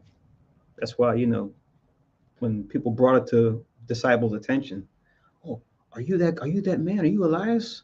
Are you the Christ? He was just like, I'm not Elias. No, I'm not him, because we don't have any memory. But his work showed forth, John the Baptist's work showed forth he was that righteous spirit of Elias, right? So let that speak. There's no need to, put a crown upon yourself and do some sort of, apostolic succession like you've seen, some brothers do. Yes, I'm Matthew. Yes, brother, I anointed you. You are Bartholomew. We were on 12 thrones. You got to listen to us. But you listen to us, you can't be saved. It's like, yeah, just keep doing the work. We'll get the glory that that's deserving in due time. Just do the work. So first Esdras 5, I'll read 5 again. It says, the priests, the sons of Phinehas, the son of Aaron, Jesus, the son of Josedek, the son of Sarias, and Joachim, the son of Zerubbabel, the son of Salathiel of the house of David, out of the kindred of Pharez of the tribe of Judah. It says in verse 6, who spake wise sentences before Darius, the king of Persia, in the second year of his reign, in the month Nisan, which is the first month. So they called it Nisan. We called it, what was it?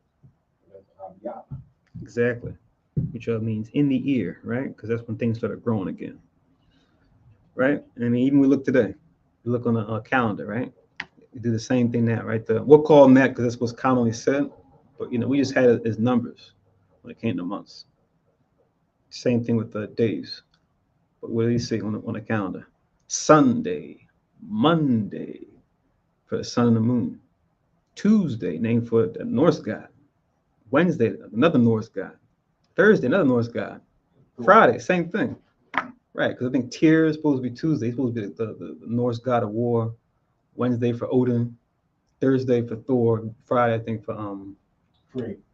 yeah, right. So yeah, man, that's what that's what happens. I think they change times and laws, right?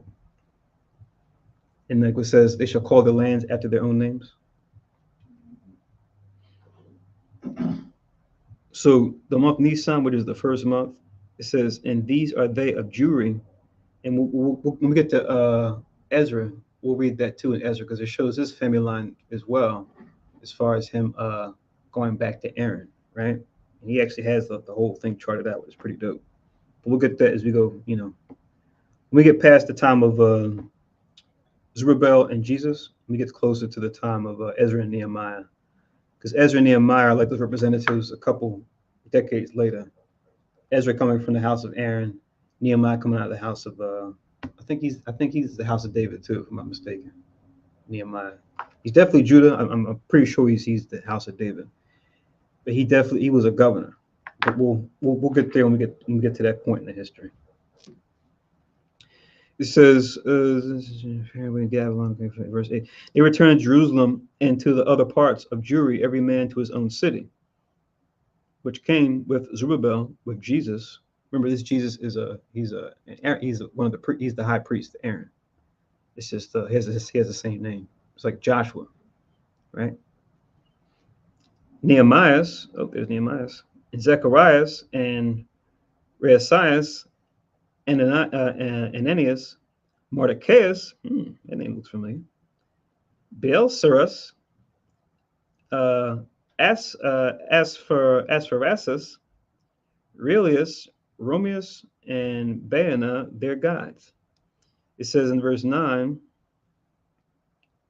the number of them of the nation and their governors, sons of Phoros, 2,172. The sons of Sapat, 472. The sons of Aries, 756. The sons of Path, Moab, 2,812. The sons of Elam, 1,254. The sons of Zethui, 945. The sons of Corbe, 705. The sons of Bani, 648. And keep in mind, as we go through the census, it's going to be persons and places, right? Where people were coming from. So don't get twisted if you see someone like who's got a funny name, right? Has a same name as like one of our other nations, because remember we've been scattered. That's why even now, and you got even when you go back to the time of the Gospels, right? You had brothers who had Greek names. Doesn't make them, the heathen. They just happen to have a Greek name because you've been in captivity. Your folks are going to obviously name you somebody that they consider as important, right? That's why we got someone like Apollos, right? He was a righteous brother. It was on point, one of the heads of Ephesus, but his name, he's named Apollo, god of the sun. Sun worship again. But once again, it's because he came up in Alexandria, right? Which we know was in Egypt, but it had it was heavily influenced with Greek culture, right? So just because you see a name looks a certain way, you got to really look at the lineage and make sure, right? And you look at us now, we have English names. French names, Spanish names, Portuguese names, all because of the same reason. They took us over, and the Most High allowed it. But reading on, it says, verse 13, the sons of Bebai, 623, the sons of Sadis, 3,222, the sons of Adonikam, 667, the sons of, and what I'm going to do is I'm just going to read it out of this one, because I think some of the way I might be pronouncing it might sound kind of weird, because I'm reading out of the 1611. Some of the spellings aren't exactly the same, or the characters look a little different. So I'll just read it out of this one. I know most of you guys are probably reading from this Apocrypha, so I'll read it from this one. 15, verse 15. The sons of Materas, 3,005. The sons of Bethlehem, 123. They of Netophah,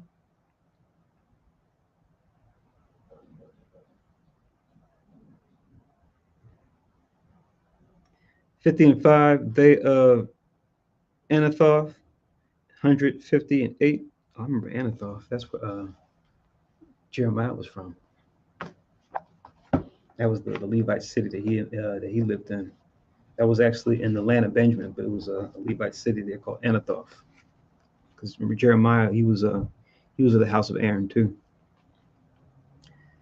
It says 158. They of Beth Samos, 40:2. They of Karathaeris, which I think is in the side caption it says Kiryashathem, Kiryashirim, 20:5. They of Capria and Beroth, 740:3. They of Pyra, 700.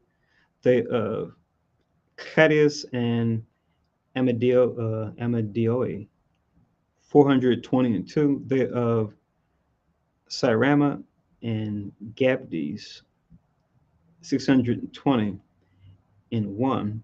They of Machalan, 120:2. They of Betolius, 50:2. The sons of Nephis, or side caption says Magbis, 150:6. The sons of Calamolelus and Onus, 720:5. The sons of Jericus, 240:5. The sons of Anas, or in the side caption, Sanaa, 3,330.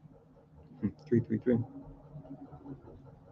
The priests, the sons of Jedu, or Jedediah in the side caption, the son of Jesus. Among the sons of Sanasib, 970:2. The sons of Meruth, or it says Imar on the side, 1,050:2. The sons of Phasaron, 1,040:7. The sons of Carme, 1,017. The Levites, the sons of Jesue, or Jeshua, and Cadmiel, and Banuas, and Sudius, 70:4. And there's a reference to Esdras chapter 2 and 40. So it's similar records in this Esdras and that one as well. Just talking about the same census. 27, the holy singers, the sons of Asaph, 120:8. Wow. So then we got Asaph. Remember, Asaph is besides David, he wrote a majority of the Psalms, right? So we see him mentioned with the holy singers, or those coming from those descendants of Asaph, mentioned with the holy singers. It says the porters of the sons of Salem, the sons of Jetal, the sons of Talmon, the sons of Jacobi, the sons of Tita, the sons of Sami, and all 130:9. 29. The servants of the temple, the sons of Esau. That's what I was talking about. So you see Esau, you say, oh, wait a minute. Esau, other nations? No, it's not talking about that, because how else could they come back to the land? In land that that's not belonging to them. Esau already had their own inheritance. That's how you know it's not talking about Jacob's brother Esau. The sons of Asipha, the sons of Tebaoth, the sons of Seres, the sons of Sud, the sons of Peleus, the sons of Labana, the sons of Garaba, the sons of Akor, the sons of Uta, the sons of Kitab, the sons of Agaba, the sons of Subai, the sons of Anan, the sons of Kathur, the sons of Geder. And like I said, appreciate all you guys for bearing with us as we go through these. But just think about it. You'll want your name to be mentioned if it was you, right? The sons of in verse 31, the sons of Eris, the sons of Dason, the sons of Noeba, the sons of Kashiba, the sons of Gazara, the sons of Uzziah, the sons of Phinehas, the sons of Azar, the sons of Bastai, the sons of Asana, the sons of Miani, the sons of Nephisi, the sons of Akub, the sons of Asifa, the sons of Aser, the sons of Pharasim, the sons of Pharakim, the sons of Basiloth, the sons of Meida, the sons of Kuta, the sons of Kareah, the sons of Carius, the sons of Asur, the sons of Thomooi, the sons of Nesif, the sons of Atipa, the sons of the servants of Solomon, the sons of Zapian, the sons of Perira, the sons of Joeli, the sons of Lozan, the sons of Isdale, the sons of Sepheth, the sons of Haggiah. Okay. The sons of Pharsareth, the sons of Sabi, the sons of Saruthi, the sons of Messiah, the sons of Gad, the sons of Addis, the sons of Suba, the sons of Aphara, the sons of Baradis, the sons of Sabat, the sons of Elam, all the ministers of the temple, and the sons of the servants of Solomon were 372.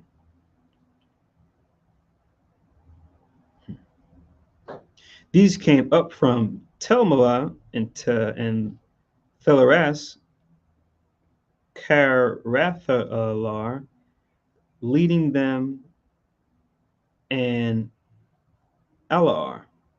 Then it says in 37, neither could they show their families nor their stock, how they were of Israel. The sons of Ladan, the sons of Ban, the sons of Nekodan, 652. This is one of the verses we always like to use along with Numbers 1 and 18 to show what determines your nationality. It's not this I'm 1/4, this I'm 1/8, that I'm 1/16. No. Everyone is one thing. Just like each of your parents are one thing, right? Now you can speak to that, but as far as your nationality, you always are what your father is. So the link with 5 and 37.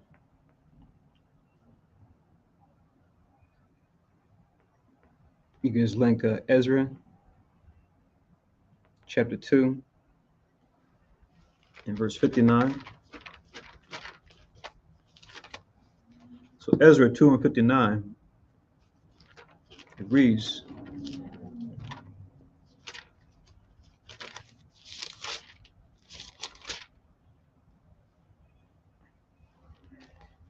Ezra 2 and 59, it says, but these were they which went up from Temelon, Tilharsa, Cherub, Adon, and Emer, but they could not show their father's house and their seed whether they were of Israel. See that? So that's how you determine your nationality. It has to be of your father's seed. And that's why we do the whole lineage. And why we have it written down for Christ, just to show and prove, yes, he's part of that promise that was made to David, right? That out of his loins would come the king. So I believe there's one in Nehemiah as well. You can also get Nehemiah chapter 7.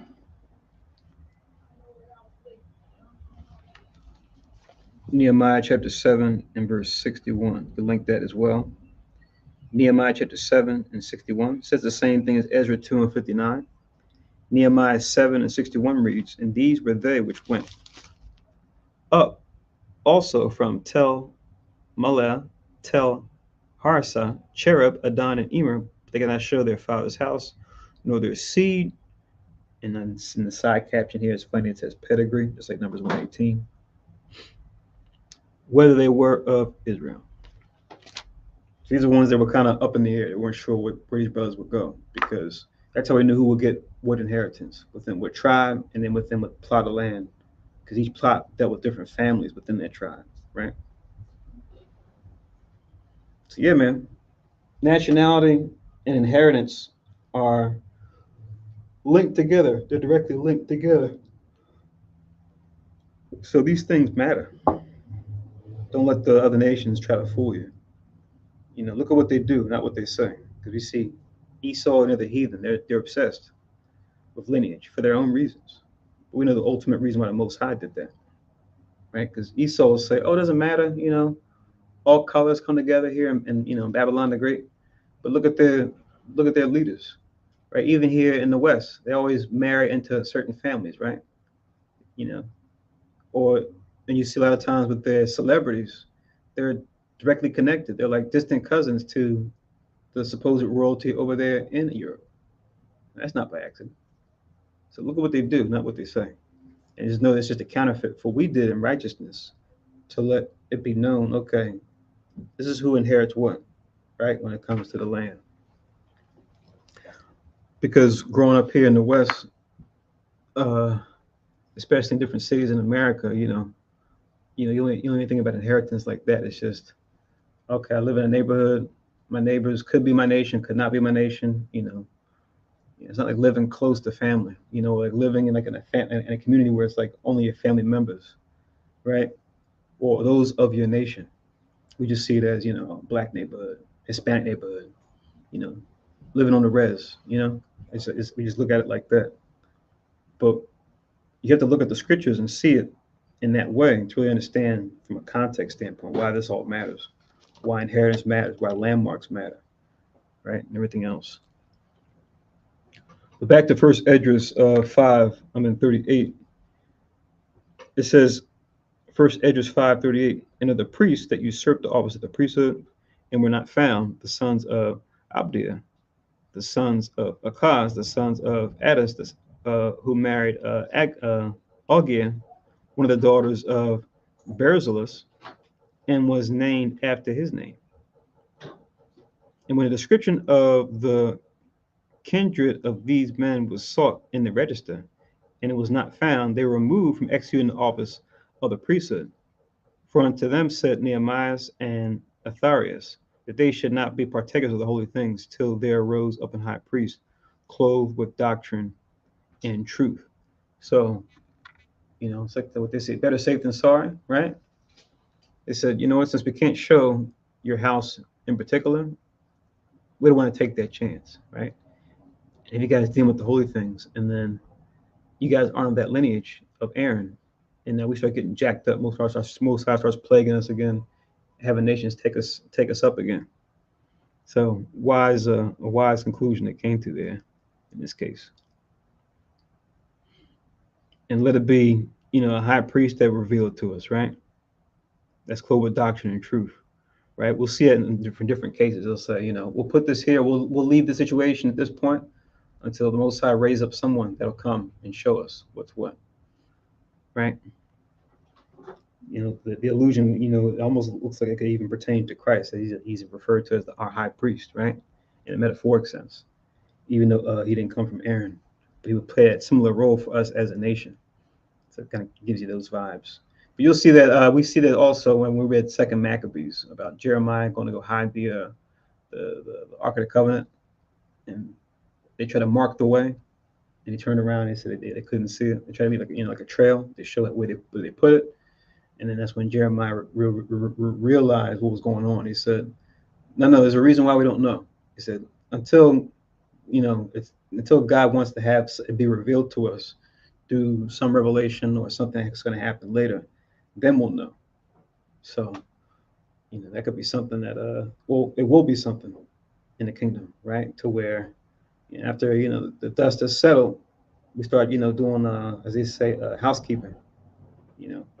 Christ will be like, here it is on Mount Nebo, right? Like he'll know, okay, here's where it's at. You know what I mean?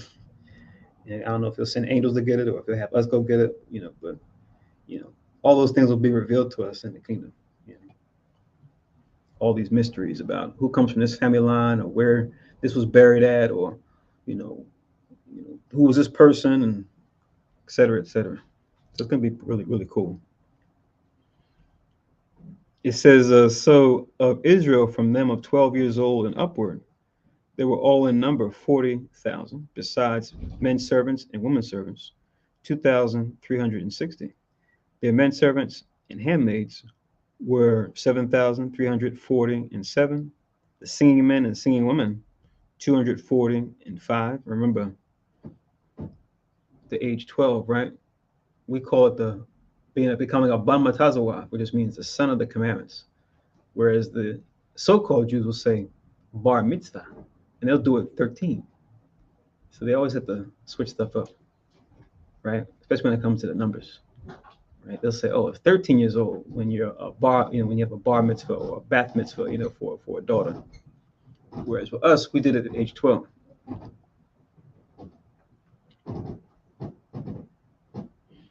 But reading on, it says, and certain of the chief of their families, when they came to the temple of God that is in Jerusalem, vowed to set up the house again in his own place according to their ability, and to give into the holy treasury of the works 1,000 pounds of gold, 5,000 of silver, and 100 priestly vestments. And so dwelt the priests and the Levites and the people in Jerusalem and in the country, the singers also, and the porters, and all Israel in their villages. So it's not a strange thing that we see all this emphasis on, the Levites and the sons of Aaron to make sure they got everything right, because they're central to making sure that we can rebuild, right? We got to make sure. Anytime you see, even before we were kicked out of Israel in captivity, you always saw that with kings.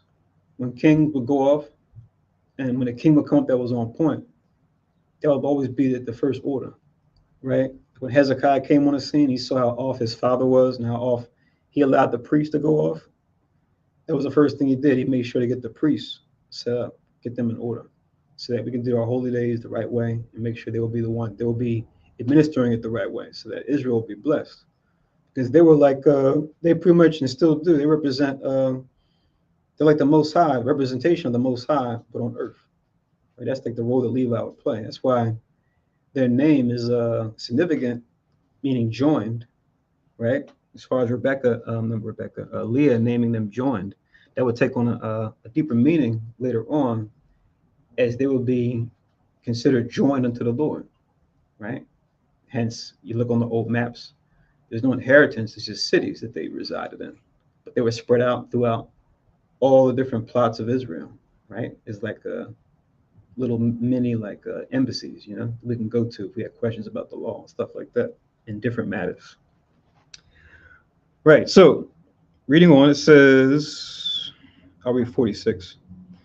And so dwelt the priests and the Levites and the people in Jerusalem and in the country, the singers also and the porters and all Israel in their villages. But when the 7th month was at hand, and when the children of Israel were every man in his own place, they came all together with one consent into the open place of the first gate, which is toward the east. So they were keeping the feast. They were in the memorial blowing of trumpets here, right? It says the 7th month. It says, and they were at the first gate, which is towards the east, because remember, the way the temple was set up, it was set like the tabernacle, to where on the east side was where people would come in. It's where the outer court and the inner court were, right? And then once you got to the end of the inner court, that's where the altar burnt offering was. And that's the furthest point that any Israelite could go. But then after that, it was only the sons of Aaron from that point going forward. They will go to the altar burnt offering and then going into the holy place. Only they could go in there. Just try to picture it in your mind's eye as far as the layout. If you're like looking at it from like a bird's eye view. Then stood up Jesus, the son of Josedek, and his brethren, the priest, and Zerubbabel, the son of Salathiel, and his brethren, and made ready the altar of the God of Israel. See, they set up the altar burnt offering, right? The main place of transaction between us and the Most High, right? Administered by the sons of Aaron. This is where the righteous sacrifices were done, right? Like we're talking about on the new moon, right, Kahan? As far as it's all transactional, right? This is how we did our transactions on the right-hand side. To offer burnt sacrifices upon it, according as it is expressly commanded in the book of Moses, the man of God. And they were gathered unto them out of the other nations of the land, and they erected the altar upon its own place, because all the nations of the land were at enmity with them, and oppressed them, and they offered sacrifice according to the time and burnt offerings to the Lord both morning and evening. So business as usual when it comes to how we administer the different offerings, because you have the morning evening sacrifices. When you're reading Numbers 28 and 29, those chapters, it pretty much goes into what we offer every day, what we offer every Sabbath, what we offer every new moon, and what we offer every holy day. You find them listed in there, and you see in the beginning of Numbers 28, it talks about a burnt offering in the morning and a burnt offering in the evening. So that's what that's talking about. So you have to get it, but just as a reference to link with the 5 and 50 in verse 50. You can just write down Numbers 28 and 29. But those chapters in whole will pretty much show you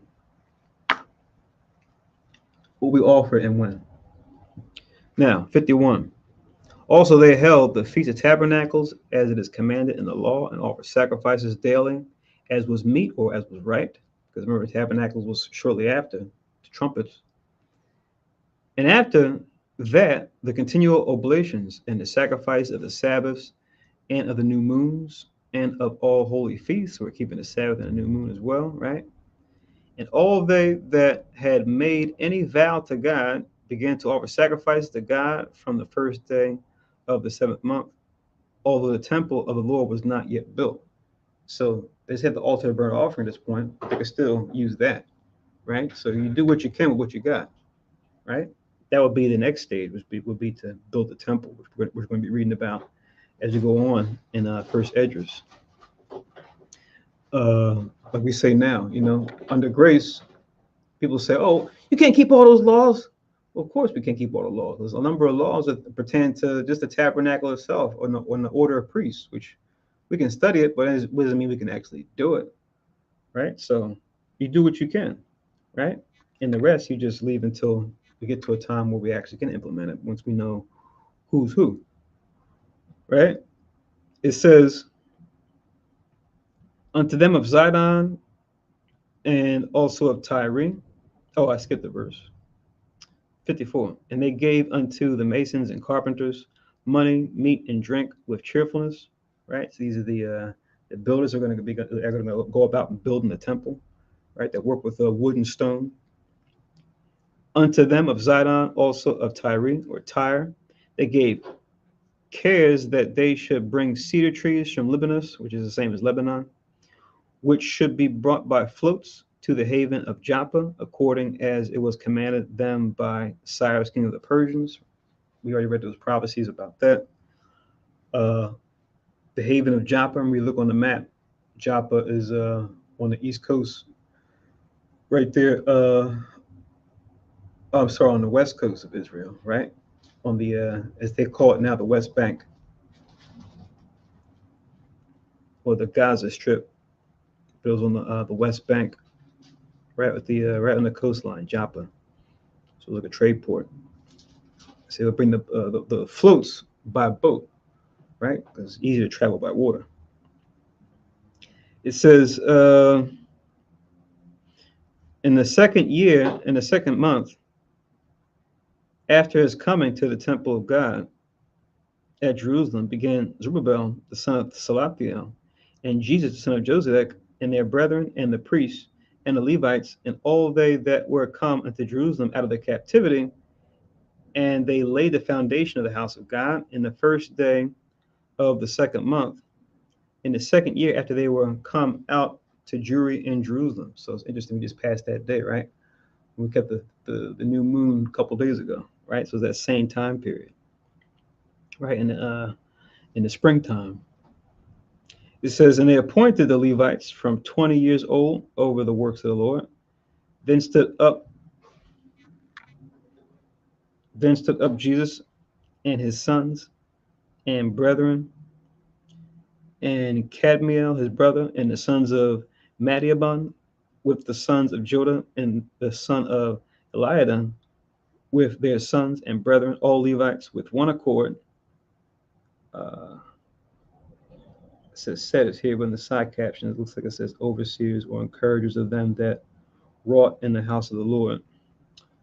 Forward of the business, laboring to advance the works in the house of God. So the workmen built the temple of God. And the priest is kind of funny because it's very similar to what we read about in Exodus, right? Especially towards the end around Exodus 40, where it says it took them a year and gathering together all the raw materials that they needed to build a tabernacle. And it says in the second year, in the first day, in the first month, it says that's when they erected up the tabernacle. So it's kind of reminiscent of that, right? Them kind of getting everything together the first year, and then the second year having all the things they need to actually implement. So a lot of prep involved, right? A lot of logistics to get this going, right? Right. Mm-hmm. And it kind of like remind us that it even takes longer, right, to rebuild Israel, meaning the people, right? This is symbolic to how long it takes. We might think it take a long time to build a temple, the physical temple, but and now it even take longer time to rebuild Israel's spirit, right? To go back and serve the Most High, right? Why even we start offering sacrifice prior to the temple being rebuilt. Exactly. Right? And that's the key. And quick scriptures. 2 Corinthians chapter 6 and verse 16. Go fast. It reads. What's it again? 2 Corinthians chapter 6 and verse 16 to 18. Okay. And what agreement have the temple of God with idols? For ye are the temple of the living power. As God have said, I will dwell in them. The Most High will dwell in us. Because the Most High, again, said he doesn't deal in temples made with hands. While it's formality, we need a place to conduct the Most High's business. First and foremost, we are the temple of the Most High. Right? And it says, I will dwell in them and walk in them, and I will be their God, and they shall be my people. Wherefore, come out from among them, and be ye separate, saith the Lord, and touch not the unclean thing, and I will receive you, and will be a father unto you, and ye shall be my sons and daughters, saith the Lord Almighty. Right? Okay. The goal is us, be ready for the Most High to rebuild us. Come.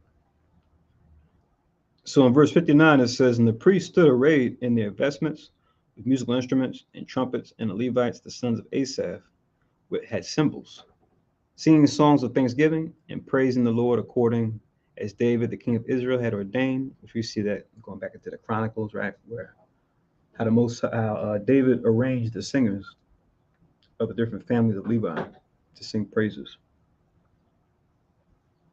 to the righteous choirs. And they sung with loud voices songs to the praise of the Lord, because his mercy and glory is forever in all Israel. We quoted that psalm earlier, Psalm 136, which is the perfect song to read about how the Most High's mercy endured forever.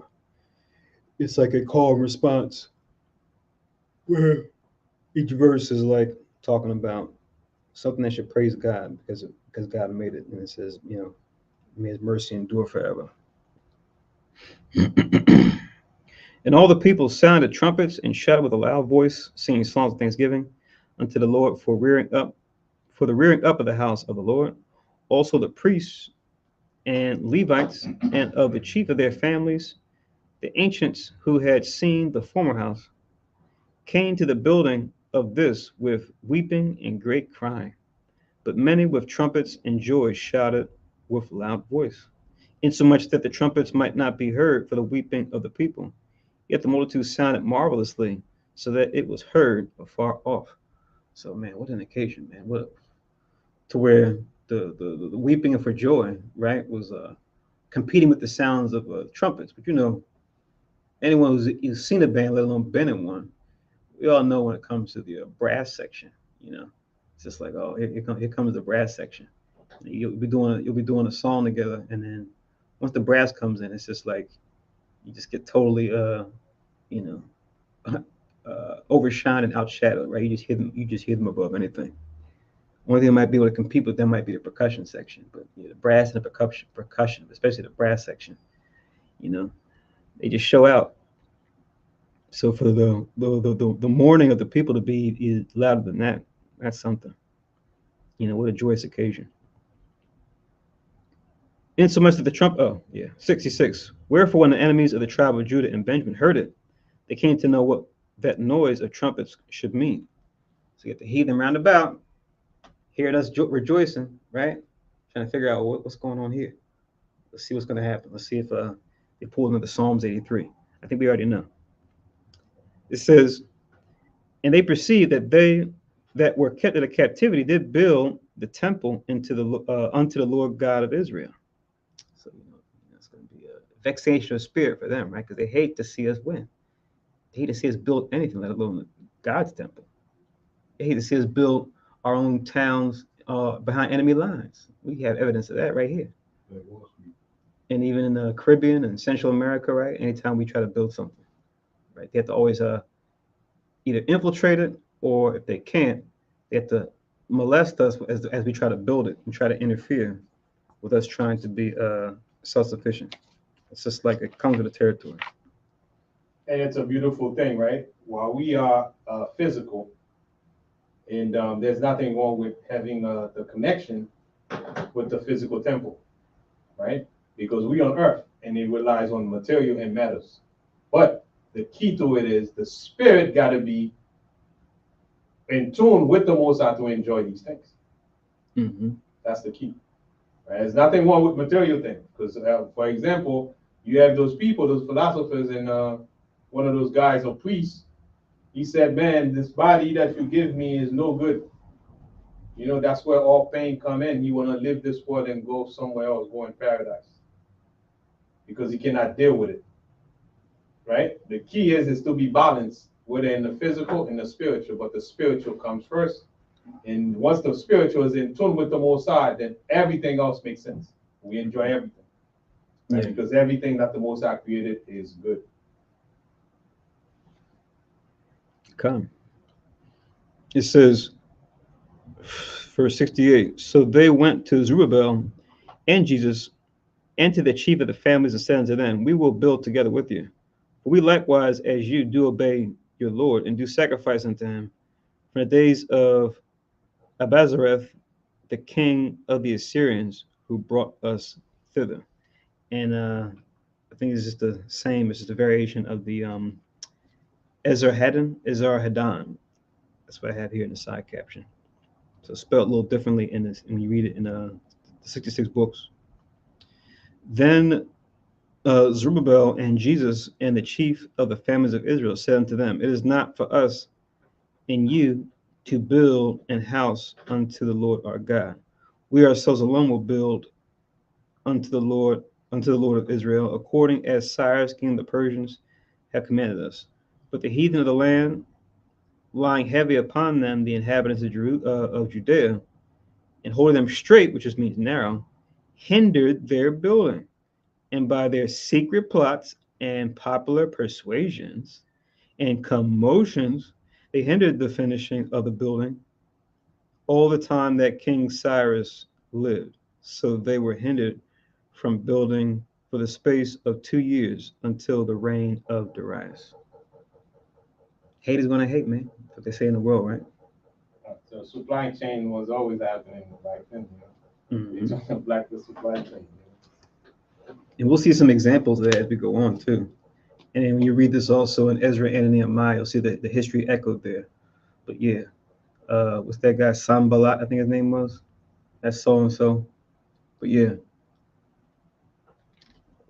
come to the territories. When we see it happening to us now, even while under the curse and not knowing who we are as a people, we can look back to these times and go, "Oh wow, this is a new time, but it's an old story, the same story even." So yeah, check that out. I see the scriptures on the chat. The water for that, and I see the definition too for cars, floating vessels to put cedar on. Good stuff. The water, but we reached an end finally to our reading for today. And we kind of spent some time. We had some fun with the who was strongest. It kind of took up most of our time. But yeah, looks like we're about to hit a full Hebrew watch. We know it's 4 hours, whereas a Roman watch is 3. So yeah, full Hebrew watch. And usually we don't go this long, but hopefully everybody was edified by the lesson we went into today. Definitely share with others and tell others about the service, and feel free to go back through it. Go back through it at a 1.5 speed to kind of go get the scriptures that you missed to try to find what we discussed. Know for next Sabbath service we're going to be going back to um, the Old Testament, which means we're going to be back in First Samuel. So we're going to be for April the 29th. We're going to be in not first, but Second Samuel. Sorry, Second Samuel. We're going to be in chapters 15 and 16 for next week. So once again, Second Samuel 15 and 16 for the 29th of April. So once again, happy second month and third day of the month, as we're just kind of in the beginning of the second month. I'll post here at the bottom too our chat, our teleconference that we had during the week every Tuesday and Friday from 7 to 10 p.m. if you want to dial in by phone. And also, I'll show you here. This is the Zoom link that we have in conjunction with the teleconference. So we always run both in case you may not be able to watch on Zoom. You may not only be able to listen over the phone, depending on where you're going, how you're traveling, etc. And any donations you'd like to make to Haya Kanaz, I'll put that down here as well, as far as the address. And then if you want to make donations online, you can do it as well on PayPal. And this is our PayPal account. And remember, if you have a PayPal account, great. But even if not, you're still able to make donations with your own account through the PayPal portal. So there's the PayPal account. Remember, it's paypal.me, not .com. It's .me when you do it this way. Okay, so we'll say Ashar Shabbat. Once again, it just means happy Sabbath. Everybody was edified today with today's lesson. Can you repeat the next hour reading, Second Samuel? Sure.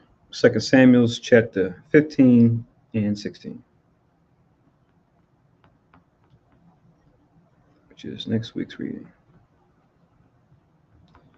Okay. So Ashar Shabbat once again. And with that, we'll do the closing prayer. All right, the water sister, you too.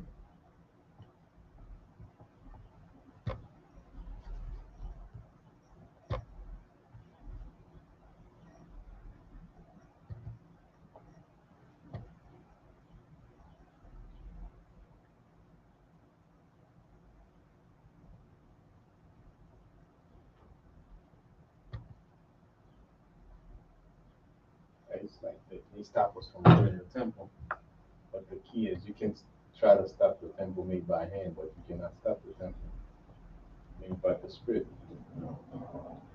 That's the key. It's God's.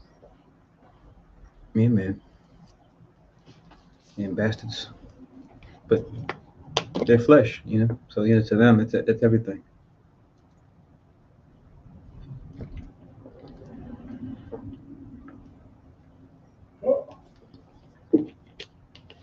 to make it the door, Baba Kusha.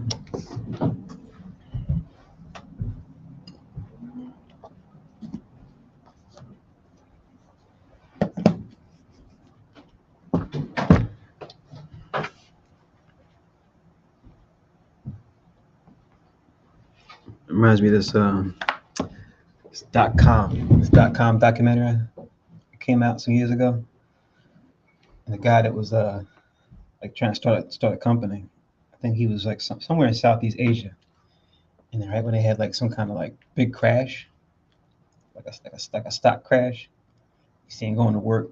He's got his little thing on the dashboard, a little thing hanging from the rear view mirror, some little object, and he's got his music playing, singing to whatever. Oh, like, oh god, that's happening, man. Even they run to their gods once disaster strikes. Maybe their money goes away, or they get some kind of natural disaster. They run to their idols. It's like, oh god. Felt like Elijah. Like, go run the Baal. See if he'll help you. Go cut yourself. You dance around. See if it'll help.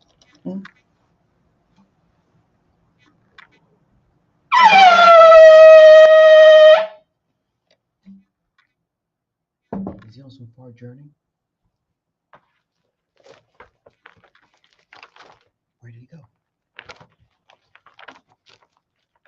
Where's your God now?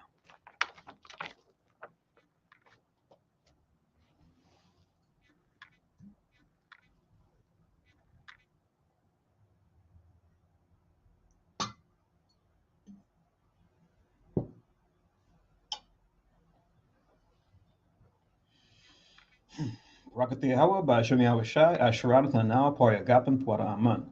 La Yahawa by Shumi Hawashai, Ath Yasharal.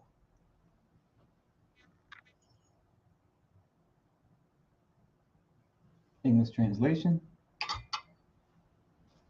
Blessed are you, Yahweh, in the name of Yahweh Shai, that gives to us the fruit of the vine. Thank you, so be it. To Yahweh, in the name of Yahweh Shai, with Israel.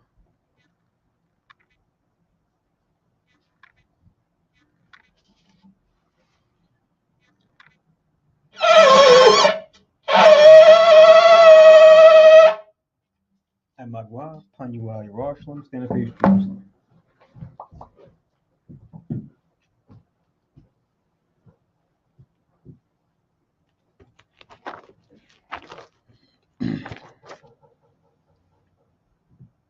Yahweh, Ba'ashem, Yahweh Shai, Babakushai, Shemai, Lanawa, Aitha, Yamyan, Aitha, Shalak, Micah Allah, Waha Allahayim, Tazwa Dakim, La, Shamar Al, Barak, Rapah, Magun, Wa Chazayak, Banya, Yasha Allah, Washalak, Lanawa, Rabian, Kakama, Rabian, Da'aith, Rabian, Bayanad, Rabian, Sabalanwa, Rabian, Amawan, Rabian, Aqua, Rabian, Ahabian, Rabian, Haganad, Rochanaya, Wasalak, Kal, Katayamnawa, La Akim, Wa Akua, Wayasha'ala, Thamyad, Waiwalam, Basham, Yahawashai, the water, Amen.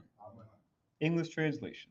Yahweh, in the name of Yahweh Shai, please listen to us now. Right now, send Michael and the righteous powers to watch over, bless, heal, protect, and make strong the children of Israel. And send to us much wisdom, much knowledge, much understanding, much patience, much faith, much brotherhood, much love, much spiritual protection, and forgive all our sins. For the brothers, sisters in Israel, always and forever, in the name of Yahweh Shai, thank you, so be it. Four Corners Prayer. Yahweh, Ba'ashem, Yahweh Shai, Barak Nawa, Wayasha Allah, Wabatia Saparim, Shema, Yasharilla, Yahweh, Allahoi Nawa, Yahweh, Achad. English translation. Yahweh, in the name of Yahweh Shai, bless us in Israel in the house of books. And then we said, Hear, O Israel, the Lord our God is one Lord. All right, so with that, we'll say Shah Shabbat once again. Enjoy the rest of your Sabbath day. Keep it holy. And continue to watch and pray, Israel, as we get closer to that day. Christ makes a second coming. I'll talk to you during the classes upcoming this week. Shalom.